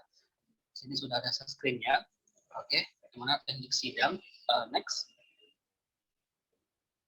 Ya, untuk urutan materinya sendiri, di sini ada saya kelompokkan menjadi 5, yang mana pengertian dari sidang itu sendiri. Yang kedua adalah macam-macam persidangan. Yang ketiga, unsur atau kelengkapan dalam persidangan. Yang keempat, alur atau tahapan dalam persidangan. Dan yang terakhir adalah bahasa dalam membuka, menutup, skorsing atau pending dalam sebuah persidangan. Oke, yang mana yang pertama itu kita masuk ya ke perihal pengertian. Nah, untuk pengertian sendiri, yang mana kita mulai dari sidang. Yang mana apa itu sidang? Yang mana untuk secara umum, sidang memiliki arti adalah berkumpul, bermusyawarah, dan berunding. Yang mana di sini saya kutip ya dari pada Kamus Lengkap Bahasa Indonesia. Kemudian untuk pengertian, sehingga dari pengertian secara umum tadi dapat kita artikan bahwasannya sidang adalah forum formal suatu organisasi. Oh ya, bisa di next. Sidang adalah suatu formal suatu organisasi guna untuk membahas masalah tertentu dalam upaya menghasilkan keputusan yang akan menjadi sebuah ketetapan ataupun menjadi kebijakan suatu organisasi. Nah, itu pengertian yang dapat kita ambil ya, kesimpulan dari secara umum tadinya. Kemudian, next. Nah, pasti ada juga nih yang bertanya, sidang itu nggak sama ya dengan rapat. Nah, di sini dapat kita tinjau terlebih dahulu. Apa sih perbedaan antara sidang dan rapat? Nah, untuk hal ini, dari hal ini kita dapat melihat perbedaannya dari pengertiannya terlebih dahulu. Nah, di sini sudah saya paparkan ya, perihal pengertian dari rapat ya. Dimana sidang tadi sudah kita artikan, untuk rapat sendiri dapat dilihat ya dari pengertian luasnya saja. Rapat itu dapat menjadi sebuah permusyawaratan yang melibatkan banyak peserta dan membahas banyak permasalahan penting. Kemudian rapat kalau dari pengertian sempitnya itu sendiri dapat berupa diskusi yang hanya melibatkan beberapa peserta dengan pembahasan yang lebih sederhana. Nah, sehingga rapat ini merupakan suatu bentuk media komunikasi kelompok resmi yang bersifat tatap muka yang sering diselenggarakan oleh banyak organisasi. Nah, di sini kan sudah saya paparkan perihal arti ya, pengertian dari sidang dan juga pengertian dari rapat itu sendiri. Nah, di sini saya ingin bertanya nih kepada para peserta dari ARM sendiri, apakah bisa mengetahui dari pengertian saja, ada enggak yang mengetahui perbedaan antara sidang dan rapat? Nah, boleh nih diketik saja nggak apa-apa. Perbedaan dari sidang dan rapat. Ya, kalau kita lihat dari pengertian saja. Ada yang tahu? Kalau ada boleh nih silakan diketik saja ya di room chat yang ada.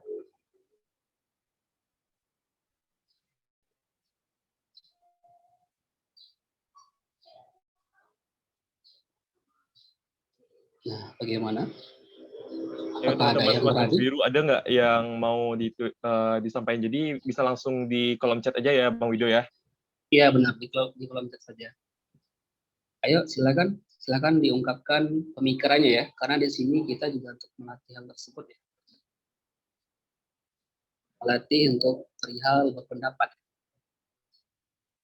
Oke, di sini ada nih dari Muharni Sasandika mengatakan rapat itu non formal dan sedangkan sidang itu bersifat formal.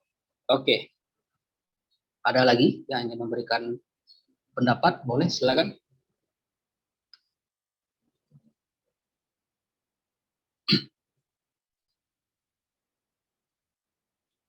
Oke. Yang kedua ya, itu ada dari Putri Alivia. Kalau sidang itu bahasanya lebih kompleks, sedangkan sidang pembahasannya lebih sederhana. Oke.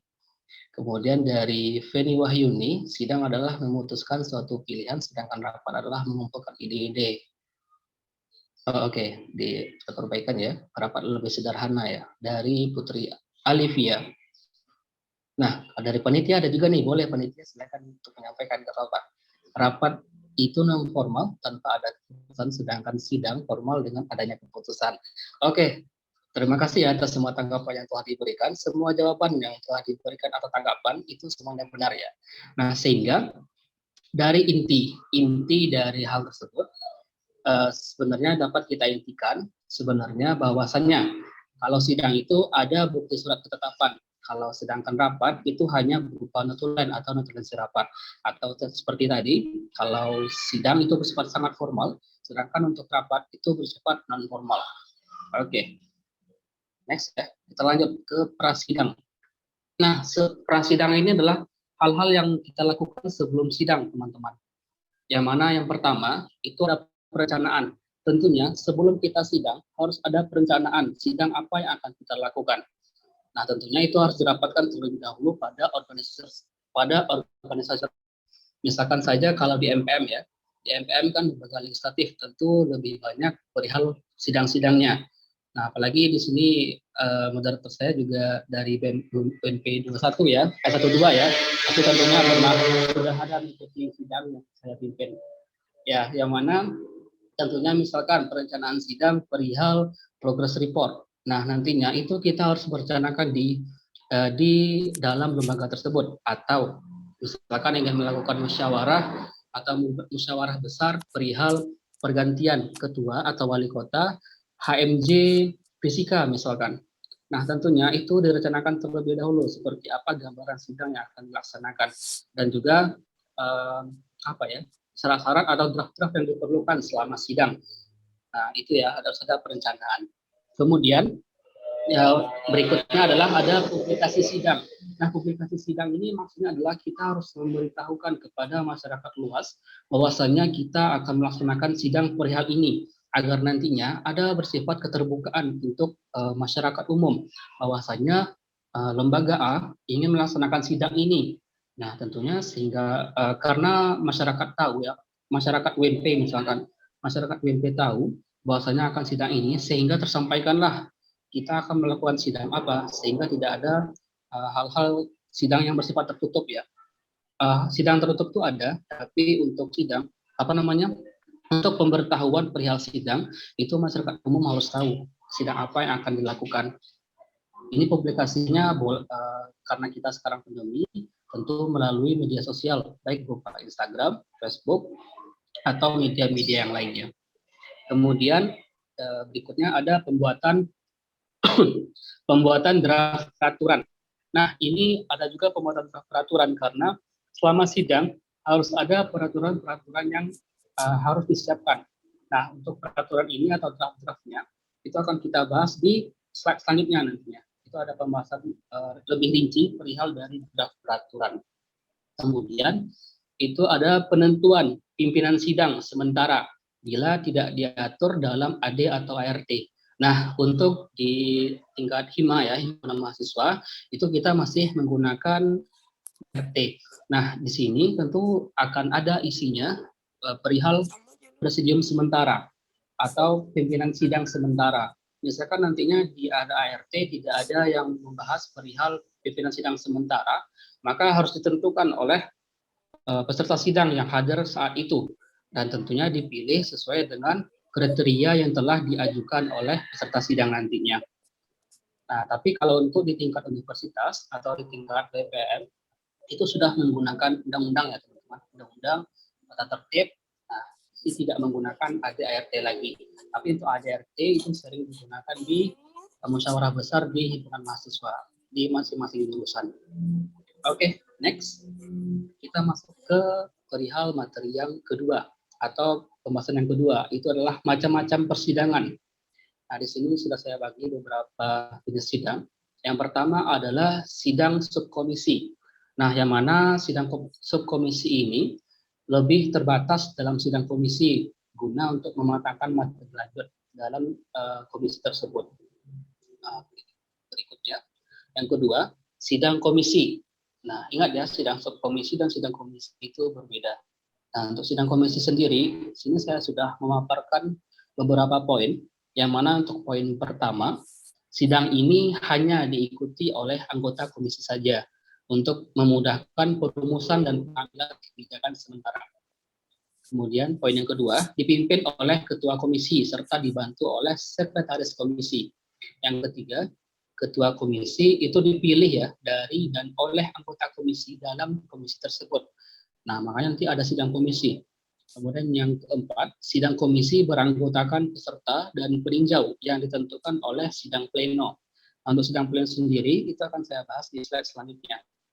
Kemudian yang terakhir, keputusan pada sidang komisi ini itu bersifat non permanen atau sementara karena dapat diubah. Yang mana untuk keputusan tersebut yang mana nantinya keputusannya akan dibawa pada sidang pleno untuk mendapatkan keputusan akhir.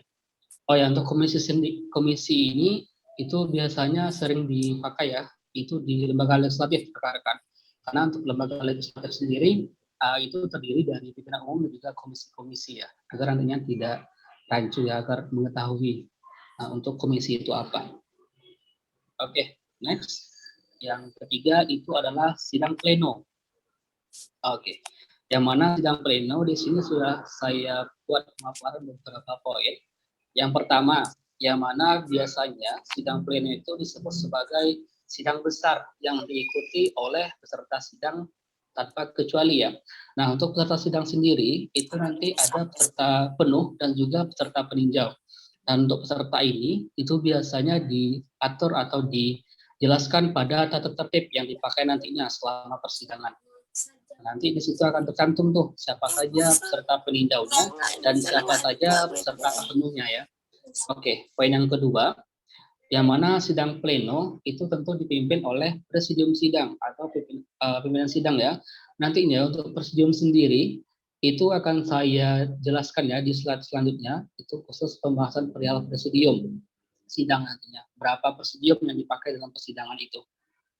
Kemudian yang berikutnya, sidang pleno itu biasanya dipandu oleh sitting committee ya, atau SC atau SC nantinya yang menjadi penanggung jawab pada sidang tersebut. Berikutnya, sidang pleno itu untuk membahas dan memutuskan segala sesuatu yang berhubungan dengan permusyawaratan. Nah, setiap permusyawaratan atau setiap hal-hal yang telah dimusyawarahkan itu akan diputuskan di sidang pleno ini perihal keputusan yang telah diambil ya dari permusyawaratan yang telah dilakukan. Berikutnya, yang mana sidang pleno itu dilakukan untuk memberi keputusan final agenda sidang yang telah dilakukan sebelumnya pada sidang komisi. Nah, nantinya itu menjadi keputusan final yang digunakan dalam sidang tersebut ya. Dan terakhir, yang termasuk ke dalam kategori sidang ini adalah sidang pendahuluan yang biasanya untuk menetapkan jadwal, tata tertib, dan pembahasan agenda dan pemilihan presidium sidang. Sidang mengesahkan laporan pertanggungjawaban yang dipimpin oleh presidium sidang. Nah, nantinya kalau sidang pleno itu biasanya terbagi-bagi rekan-rekan. Ada sidang pleno, ada pleno 1, pleno 2, pleno 3, dan pleno 4, tergantung agenda atau kegiatan dari sidang tersebut. Misalnya di pleno 1 itu untuk menetapkan tata tertib dan juga penetapan dan juga pengesahan tata tertib yang akan digunakan, dan juga ADART jika menggunakan ADART. Kemudian di pleno kedua itu baru pemilihan presidium tetap, karena sebelumnya itu kita menggunakan presidium sementara ya, karena seperti yang telah disampaikan itu presidium sementara, jika nantinya tidak terdapat di ADART berarti harus memilih presidium sementara terlebih dahulu sebelum kita masuk ke pemilihan atau penetapan tata tertib yang berlaku nantinya. Yang pleno 3 itu baru perihal misalkan agenda kita persidangan pemilihan HIMA A gitu. Misalkan dapatlah jurusannya itu kita inisialkan A.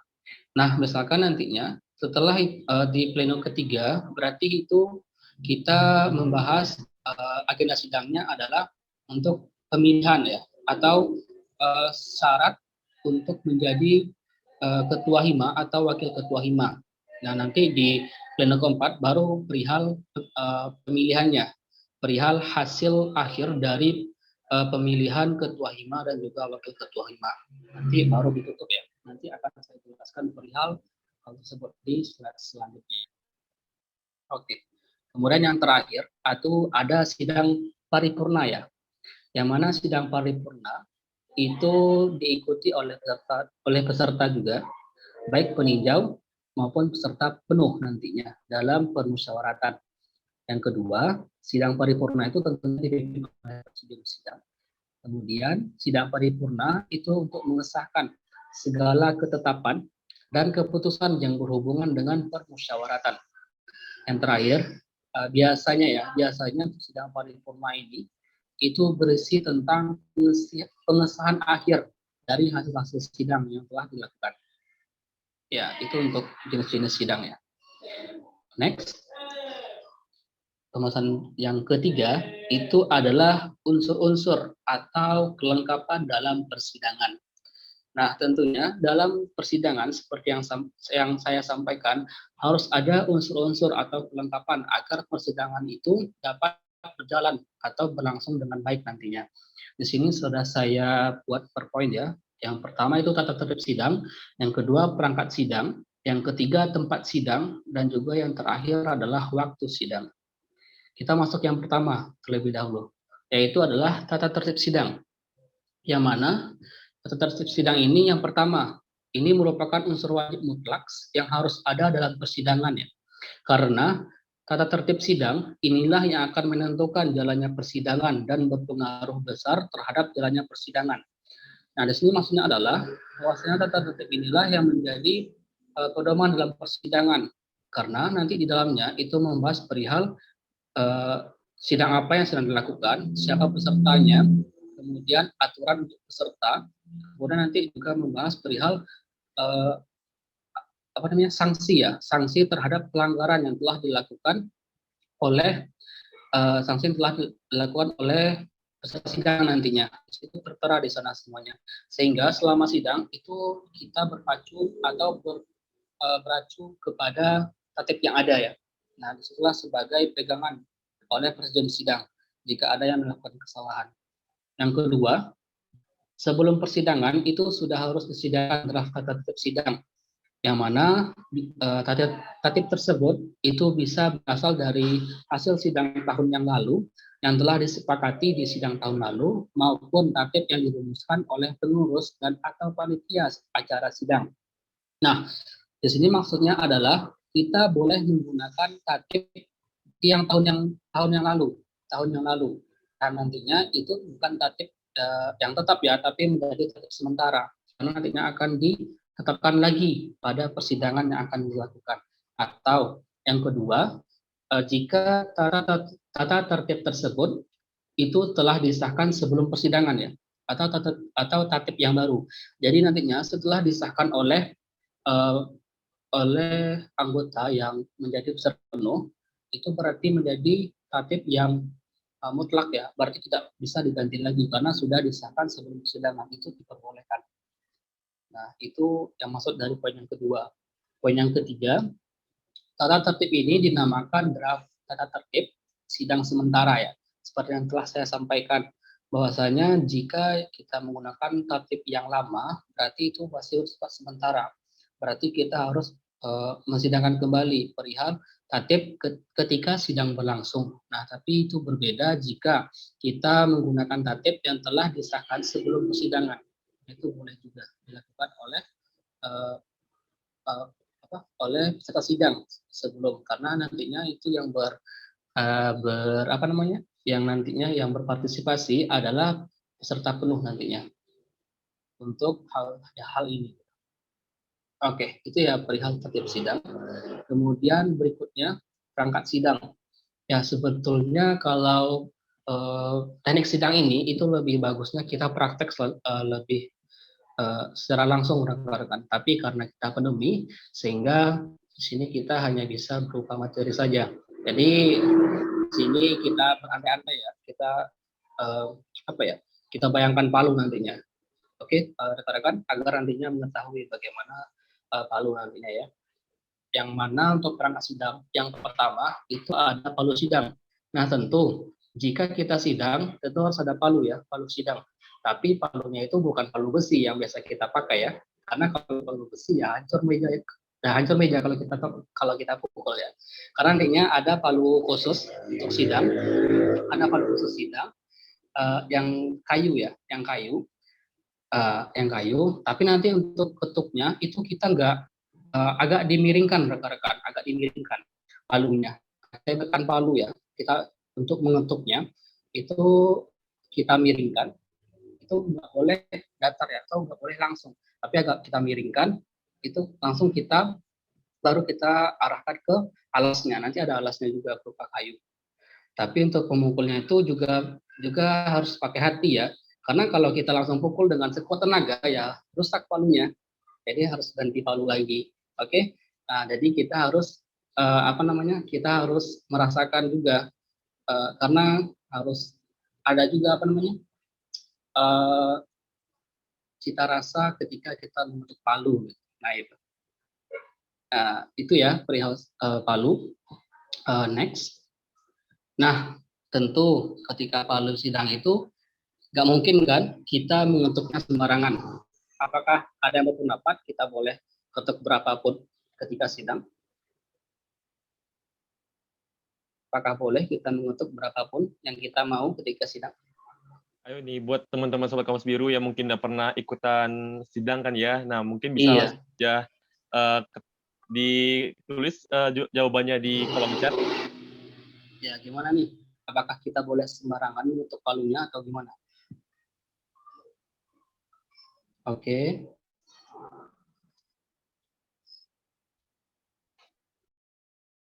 Oke, ini udah ada yang jawab nih. Enggak, Bang, katanya. Oke, baik. Terima kasih, Aditi. Oke, terima kasih atas respon dari teman-teman. Ya, benar sekali. Ketika kita sidang, itu kita tidak boleh sembarangan mengetuk palu. Karena teman-teman tahu, sidang ini tentu bersifat formal dan juga sakral. Dan juga bersifat sakral. Karena nantinya, kita sidang itu mengambil sebuah keputusan yang berguna untuk banyak orang. Jadi, itu tidak sembarangan ya kita menjadi pimpinan sidang. Nah, oleh karena itu, karena ibarat ya, palu sidang itu ada juga ya, senior saya menyampaikan, memang benar sebenarnya, bahwasanya palu sidang itu lebih berharga dari kepala kita. Karena apa? Itu nantinya, bahwasanya itu kita mengambil keputusan yang nantinya berguna untuk khalayak banyak gitu. Makanya kita nggak boleh sembarangan ketika mengetuk palu sidang. Yang mana untuk palu sidang sendiri itu terdiri dari beberapa jenis ketukan. Yang mana untuk ketukan itu adalah ada satu ketukan. Satu ketukan itu digunakan ada beberapa poin. Yang pertama itu digunakan untuk putusan sela, yakni adalah putusan pimpinan sidang di dalam masa persidangan berlangsung. Yang kedua itu adalah pengesahan putusan. Pengesahan putusan ini adalah pengesahan yang dilakukan untuk mengesahkan terhadap hal-hal yang telah disepakati dalam persidangan. Misalkan ya kita ke ADART yang mana kita masuk ke pasal 1 dan dari itu tidak ada ya, dan dari peserta sidang tidak ada yang ingin mengganti terhadap atau perubahan narasinya, maka nanti pimpinan sidang juga akan menyampaikan apakah dari peserta sidang sepakat dengan pasal 1 sesuai dengan draft. Nah, nanti sepakat ya, berarti itu satu ketukan top. Nah, itu maksudnya untuk pengesahan putusan. Kemudian yang C, serah terima pimpinan sidang.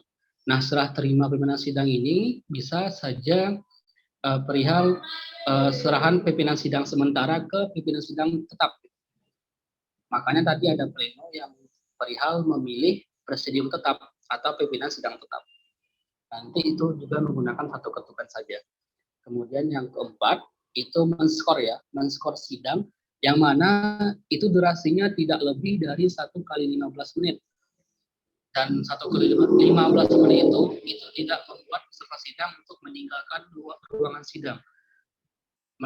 Dengan kata lain, peserta sidang itu hanya menunggu di dalam karena tidak membutuhkan waktu yang lama. Maka itu cukup satu ketukan saja, 1 kali 15 menit top. Misalkan ada yang kita contohkan ya, misalkan perihal kita men-skorsing perihal perihal untuk sholat ya, misalkan ya kita skorsing untuk sholat asar misalnya, karena waktunya pendek, berarti ada yang mengajukan 1 kali 15 menit. Nah, kemudian akan ditanyakan lagi kepada peserta sidang, apakah sepakat dengan opsi perihal, apakah sepakat dengan opsi 1 kali 15 menit. Jika semuanya sepakat, maka akan kita pukul ya palunya dengan 1 kali ketukan, tok gitu ya. Itu masih kesepakatan, kemudian akan ditanyakan kembali, maka sidang akan kita skorsing selama 15 menit dari pukul segini sampai pukul segitu. Pokoknya sampai 15 menit, maka dipukul lagi 1 kali ketukan tok. Nah, itu ya, tidak lebih dari 1 kali 15 menit. Yang kelima, memberi peringatan peserta sidang. Nah, untuk memberi peringatan ini maksudnya adalah itu untuk memberikan jika ada yang melanggar maka diketahui dahulu oleh pimpinan sidang dengan 1 kali ketukan. Yang terakhir, mencabut kembali atau membatalkan ketukan terdahulu yang dianggap keliru. Nah, di sini maksudnya adalah mencabut ketukan yang mana sebelumnya itu kekeliruan gitu. Nah, tentu namanya pimpinan sidang pasti ada kesalahannya karena juga manusia. Nah, nanti itu juga digunakan untuk memperbaiki hal tersebut dengan 1 ketukan. Oke, berikutnya itu jenis ketukan palu dengan 2 kali ketukan, yang mana itu berfungsi men-skorsing atau mempending persidangan dengan durasi yang lama lebih dari 1 kali 15 menit dan atau 2 kali 1 menit ke atas. Nah, di sini itu banyak banyak yang salah kiprah atau masih susah nih membedakan antara skorsing dengan pending gitu. Yang mana kalau skorsing itu menghentikan persidangan yang hanya bersifat sementara dan dilanjutkan dalam hari itu juga. Kemudian sedangkan pending itu untuk menghentikan sidang dalam waktu yang lama atau sidang yang dilanjutkan pada keesokan harinya. Nah, di sini dapatnya atau rekan-rekan, jika kita men-skorsing lebih dari 1 kali 15 menit dalam hari itu juga, itu tetap skorsing. Maka akan kita skorsing selama 1 kali 45 menit misalkan, maka itu kita ketuk 2 kali. Akan tetapi jika kita ingin melakukan persidangan di hari berikutnya, itu berarti namanya pending, bukan skorsing. Ingat teman-teman, bukan skorsing. Karena closing itu tetap berjalan di hari itu juga, tapi pending itu berjalan di hari berikutnya.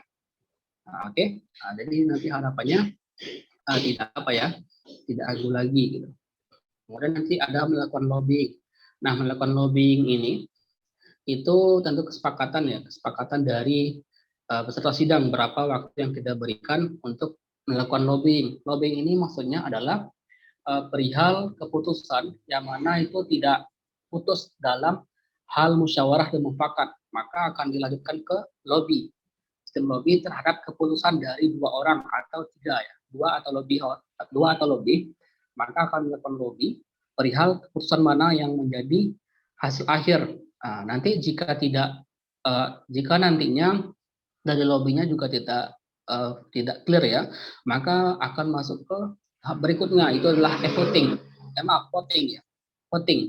voting terhadap putusan mana yang menjadi kesepakatan terhadap peserta sidang dalam sidang tersebut.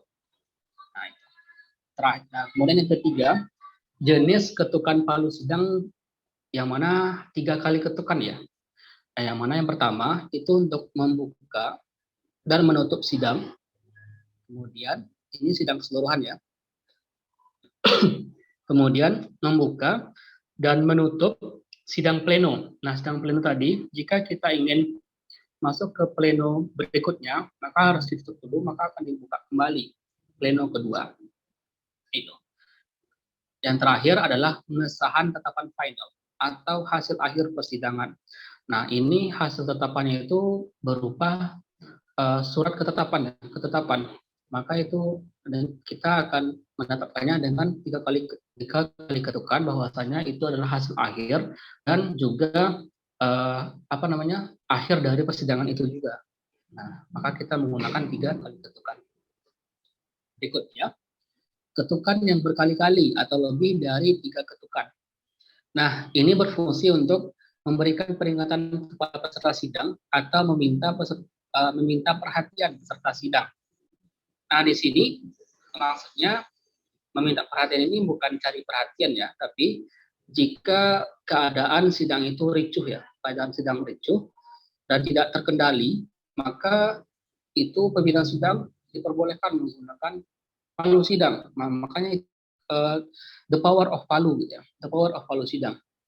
Maka akan diketuk lebih dari 3 kali untuk agar nantinya sidang tidak ribut ya, dan juga untuk mengkondisikan sidang agar berjalan selayaknya, karena sidang itu seperti yang saya sampaikan itu bersifat sakral.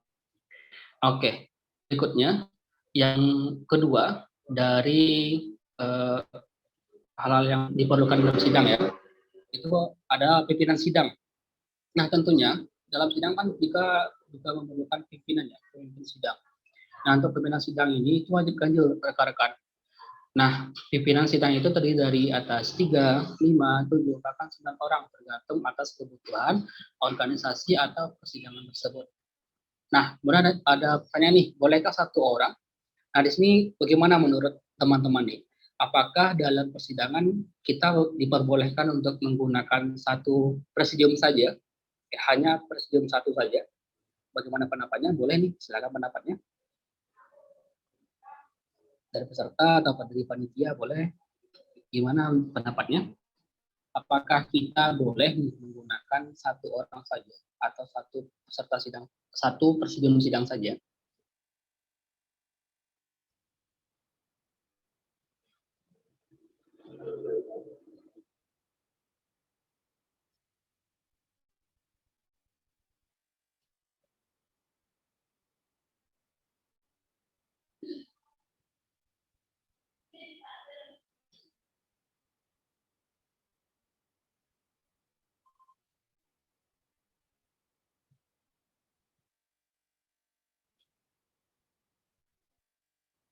Oke, di sini ada ya, mengatakan tidak.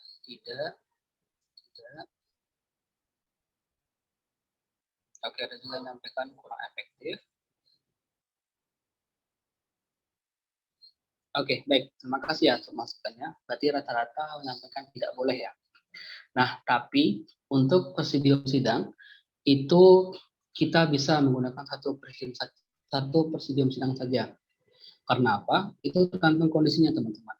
Misalkan di dalam kondisinya, apalagi sekarang, misalkan itu hanya berupa keputusan saja, keputusan contohnya pada pelantikan atau ya pelantikan dari Prisma nomor Prisma, itu cukup satu saja teman-teman, satu gedung sidang.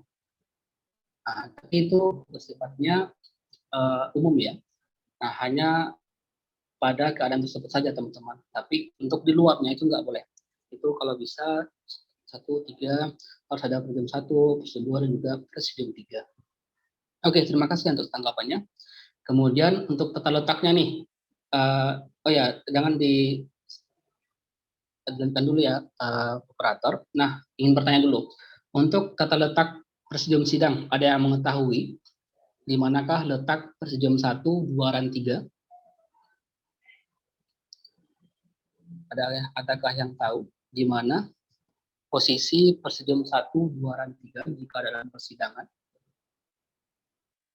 Misalkan presidium 1 duduknya di sini, presidium 2 duduknya di sini, dan presidium 3 duduknya di sini. Ya, itu maksud saya. Ada yang tahu? Oke, presidium 1 di tengah, presidium 1 di tengah, 1 tengah, 2 di kanan, 3 di kiri. Oke. Di kiri presidium 3, tengah 1, kanan 2.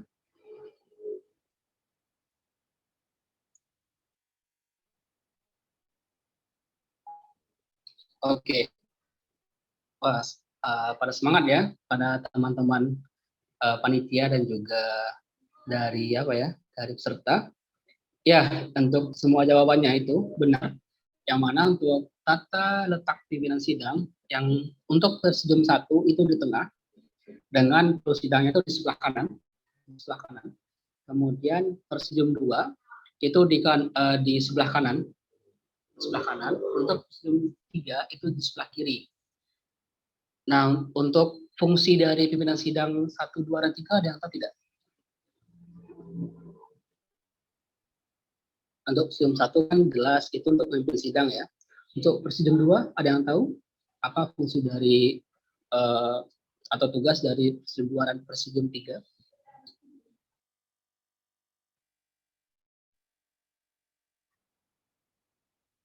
Ya, bagaimana? Ada yang tahu enggak? Ada yang tahu apa fungsi dari presidium 2 dan juga presidium 3? Kalau presidium 1 kan sudah jelas tadi. Presidium 2 dan presidium 3 gimana? Izin menjawab, Bang. Presidium Boleh, silakan. Presidium 3 untuk mencatat hasil sidang, Bang. Sedangkan Presidium 2 untuk menggantikan Presidium 1 apabila Presidium 1 berhalangan, Bang, dalam memimpin sidang. Oke, baik. Terima kasih ya dari Cynthia ya tadi. Oke. Baik, itu ada ya jawaban langsung dari peserta sama Cynthia. Oke, untuk semua jawabannya, terima kasih atas semua jawabannya, sudah bagus sekali. Dimana untuk presidium 3, nah presidium 3 terlebih dahulu ya. Presidium 3 itu berfungsi untuk mencatat hasil sidang atau sebagai dokumentasi sidang. Dialah yang akan men-share perihal tatipnya, draftnya, dan juga mencatat perihal masukan atau opsi-opsi selama persidangan. Untuk yang presidium 2, itu seperti yang sampaikan juga benar, untuk menggantikan jika presidium 1 berhalangan, tapi juga menjadi fasilitator, sebenarnya menjadi penengah juga untuk presidium 2. Presidium 2 nanti juga berfungsi untuk menjelaskan jika ada kerancuan dalam persidangan, karena dialah yang akan membantu untuk nanti ada juga cara-caranya ya, kayak berupa of information dan sebagainya. Nggak salah kok, tapi kan sudah bagus, itu sudah bagus untuk mencoba untuk menjawab, itu kita apresiasi.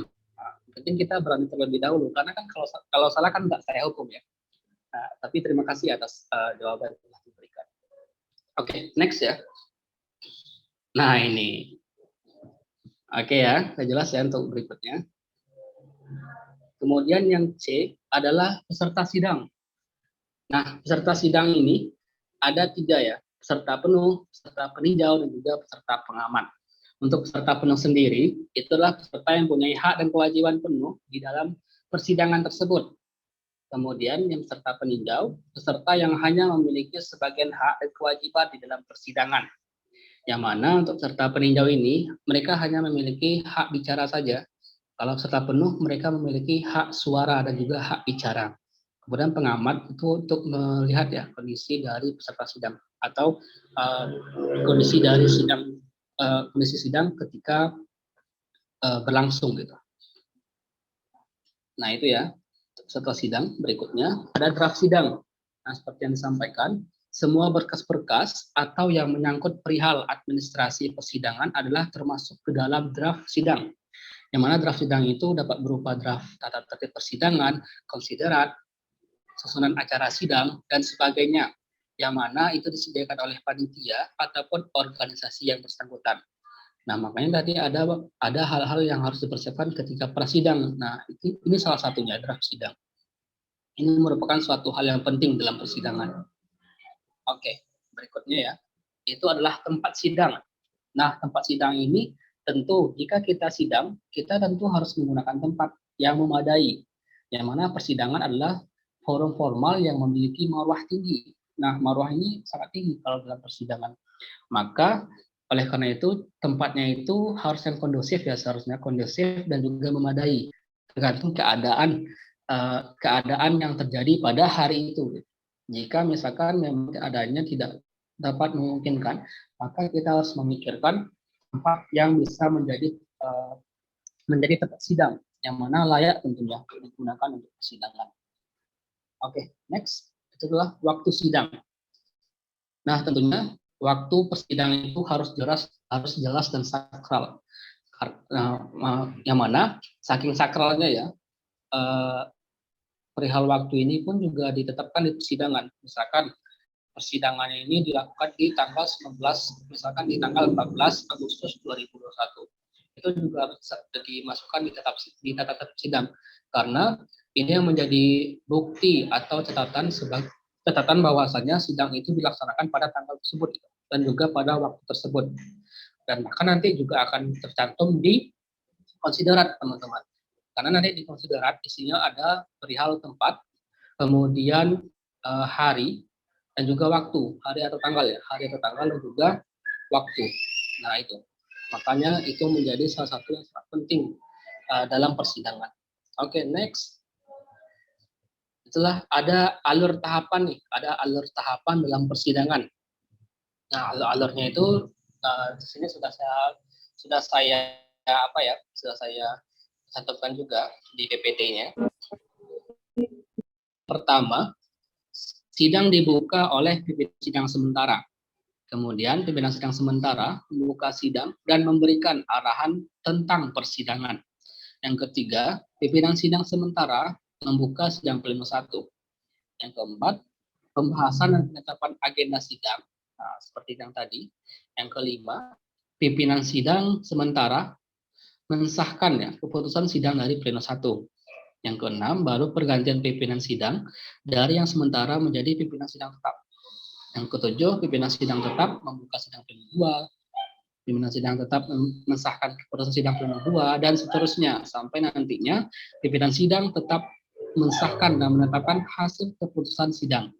Nah, setelah ditetapkan keputusan sidangnya itu berupa konsiderat nantinya, maka sidang ditutup. Nah, itu terakhir, sidang ditutup dengan 3 kali ketukan, tok tok tok gitu ya. Nah, itu untuk alur tahapan dalam persidangan. Berikutnya, nah ini juga diperlukan ya, karena biasanya dalam persidangan banyak peserta sidang yang nggak mau bicara karena nggak tahu bahasa seperti apa yang mereka gunakan atau kata-kata yang apa yang digunakan agar nantinya pas gitu ya, dan juga dipahami oleh pimpinan sidang.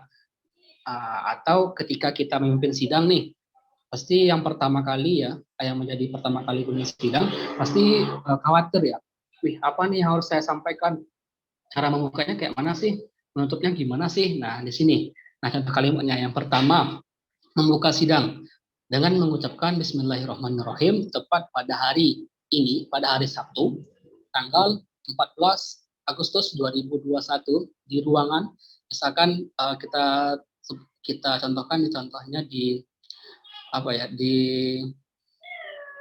ruang sidang rektorat ya, misalkan di ruangan sidang rektorat, maka tapi juga ini, oleh karena itu saya nyatakan dibuka tok tok tok. Nah, kemudian ada menutup sidang. Nah, untuk sidang ini sebenarnya tergantung dari tata cara bahasa kita masing-masing, teman-teman. Tapi misalkan kayak ini juga, dengan mengucapkan alhamdulillahirabbil alamin, tepat pada pukul sekian, sidang umum atau misalkan musyawarah besar Hima Fisika 2021-2022 dinyatakan ditutup tok tok tok. Nah, 3 kali ya. Kemudian ada juga untuk skor sidang seperti yang saya sampaikan tadi, tepat pada pukul sekian, dengan ini sidang saya skorsing selama 15 menit. Nah, kalau bisa itu kita sampaikan juga sampai jam berapa 15 menitnya. Nah, baru kita tok tok. Ini tergantung ya berapa jumlah atau berapa lama waktunya kita skorsing. Kemudian mencabut skorsing tepat pada pukul sekian. Ini kembali ya, karena untuk membuka dan menutup skorsing itu harus tepat ya, teman-teman. Misalkan kita skorsingnya sampai 16.45, maka membukanya harus 16.45. Maka tepat pada pukul 16.45, skorsing 15 menit saya cabut tok. Ya cuma 15 menit ya, berarti cuma 1 kali saja. Sekali lebih ya, berarti lebih dari 15 menit berarti 2 kali tok tok gitu. Tergantung berapa jumlah ketukan yang kita lakukan ketika sidang sebelumnya ini. Oke.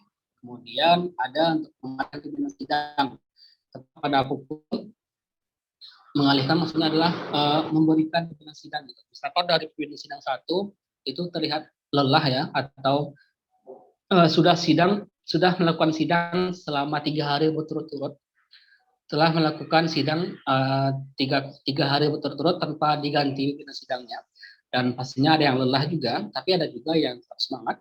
Maka jika lelah, maka itu boleh digantikan. Maka kata-katanya kayak gini, tepat pada pukul sekian, dengan ini pimpinan sidang 1 saya alihkan kepada pimpinan sidang 2. Nah, itu misalkan untuk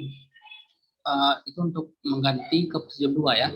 Tapi ini mengalihkan ini juga bisa mengalihkan presidium sidang sementara ke presidium sidang tetap. Nah, itu juga bisa digunakan dengan kata-kata seperti ini. Kemudian yang ke-6, mengambil alih pimpinan sidang. Nah, tentu jika dialihkan, tentu kita harus mengambil, ada juga untuk kata-kata mengambil alihnya ya. Maka dengan ini pimpinan sidang saya ambil alih. Kemudian yang ke-7 ya. Nah, ini seperti tadi ya.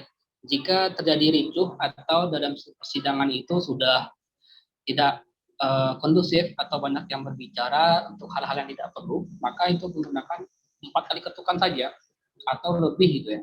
Jika masih belum bisa didiamkan itu, maksudnya ditenangkan. Tok tok tok tok tok, setelah sidang harap tenang gitu. Nah, pokoknya dengan kata-kata yang nantinya membuat mereka bisa tenang. Nah, itu ya. Next, itu ada juga nih istilah-istilah dalam persidangan. Nah, ini kan juga menjadi hal yang seperti yang saya sampaikan juga, hal yang membuat orang-orang tidak mau berbicara karena nggak tahu menyampaikan apa gitu. Oke, gimana istilah-istilahnya seperti apa dibaca? Nah, kita langsung masuk nih ke interupsi. Oh ya, untuk waktunya udah lebih ya, moderator, maaf nih.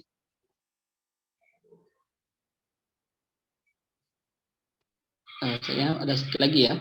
Nah, kita masuk ke interupsi. Nah, kita langsung saja interupsi. Yang mana interupsi ini atau pemotongan itu terdiri dari beberapa. Yang mana yang pertama, point of privilege atau rehabilitation gitu, adalah interupsi yang berfungsi untuk membersihkan nama baik atau kehormatan seseorang atau kelompok karena dipandang pembicaraan tersebut menyinggung perasaan atau menyimpang dari etika. Berikutnya, point of information adalah interupsi untuk memberikan informasi. Nah, Pak dibaca ya. Nah, kemudian point of clarification, nah interupsi yang untuk meluruskan permasalahan atau isi pembahasan. Kemudian point of order adalah interupsi yang digunakan untuk meminta pimpinan sidang meluruskan jalannya sidang apabila keluar dari konteks atau sidang dianggap janggal. Kemudian ada point of view adalah interupsi yang digunakan untuk menyampaikan pendapat, tanggapan, atau usulan dan saran. Nah, ingat untuk interupsi kita nggak boleh sebaiknya nggak kayak gini ya. Interupsi pimpinan sidang berarti kita menginterupsi pimpinan sidang karena di sini kita tidak memiliki hak untuk menginterupsi pimpinan sidang. Tapi kayak gini, interupsi point of information, interupsi point of clarification. Nah, seperti itu ya teman-teman. Karena banyak yang terjadi hanya menyampaikan seperti itu. Misalkan kayak gini, interupsi pimpinan sidang. Nah, itu sama saja mereka menginterupsi pimpinan sidang, itu tidak diperbolehkan. Tapi ada cara-caranya seperti yang saya sampaikan. Interupsi, misalkan ada yang membuat mencemarkan nama baik, maka interupsi point of privilege, maka disampaikan, dijelaskan apa yang terjadi gitu. Ingat ya teman-teman, jangan pernah menginterupsi pimpinan sidang, karena itu tidak diperbolehkan dan juga menyalahi tata cara persidangan.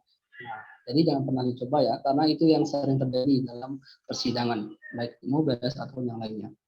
Kemudian ada afirmasi atau alasan.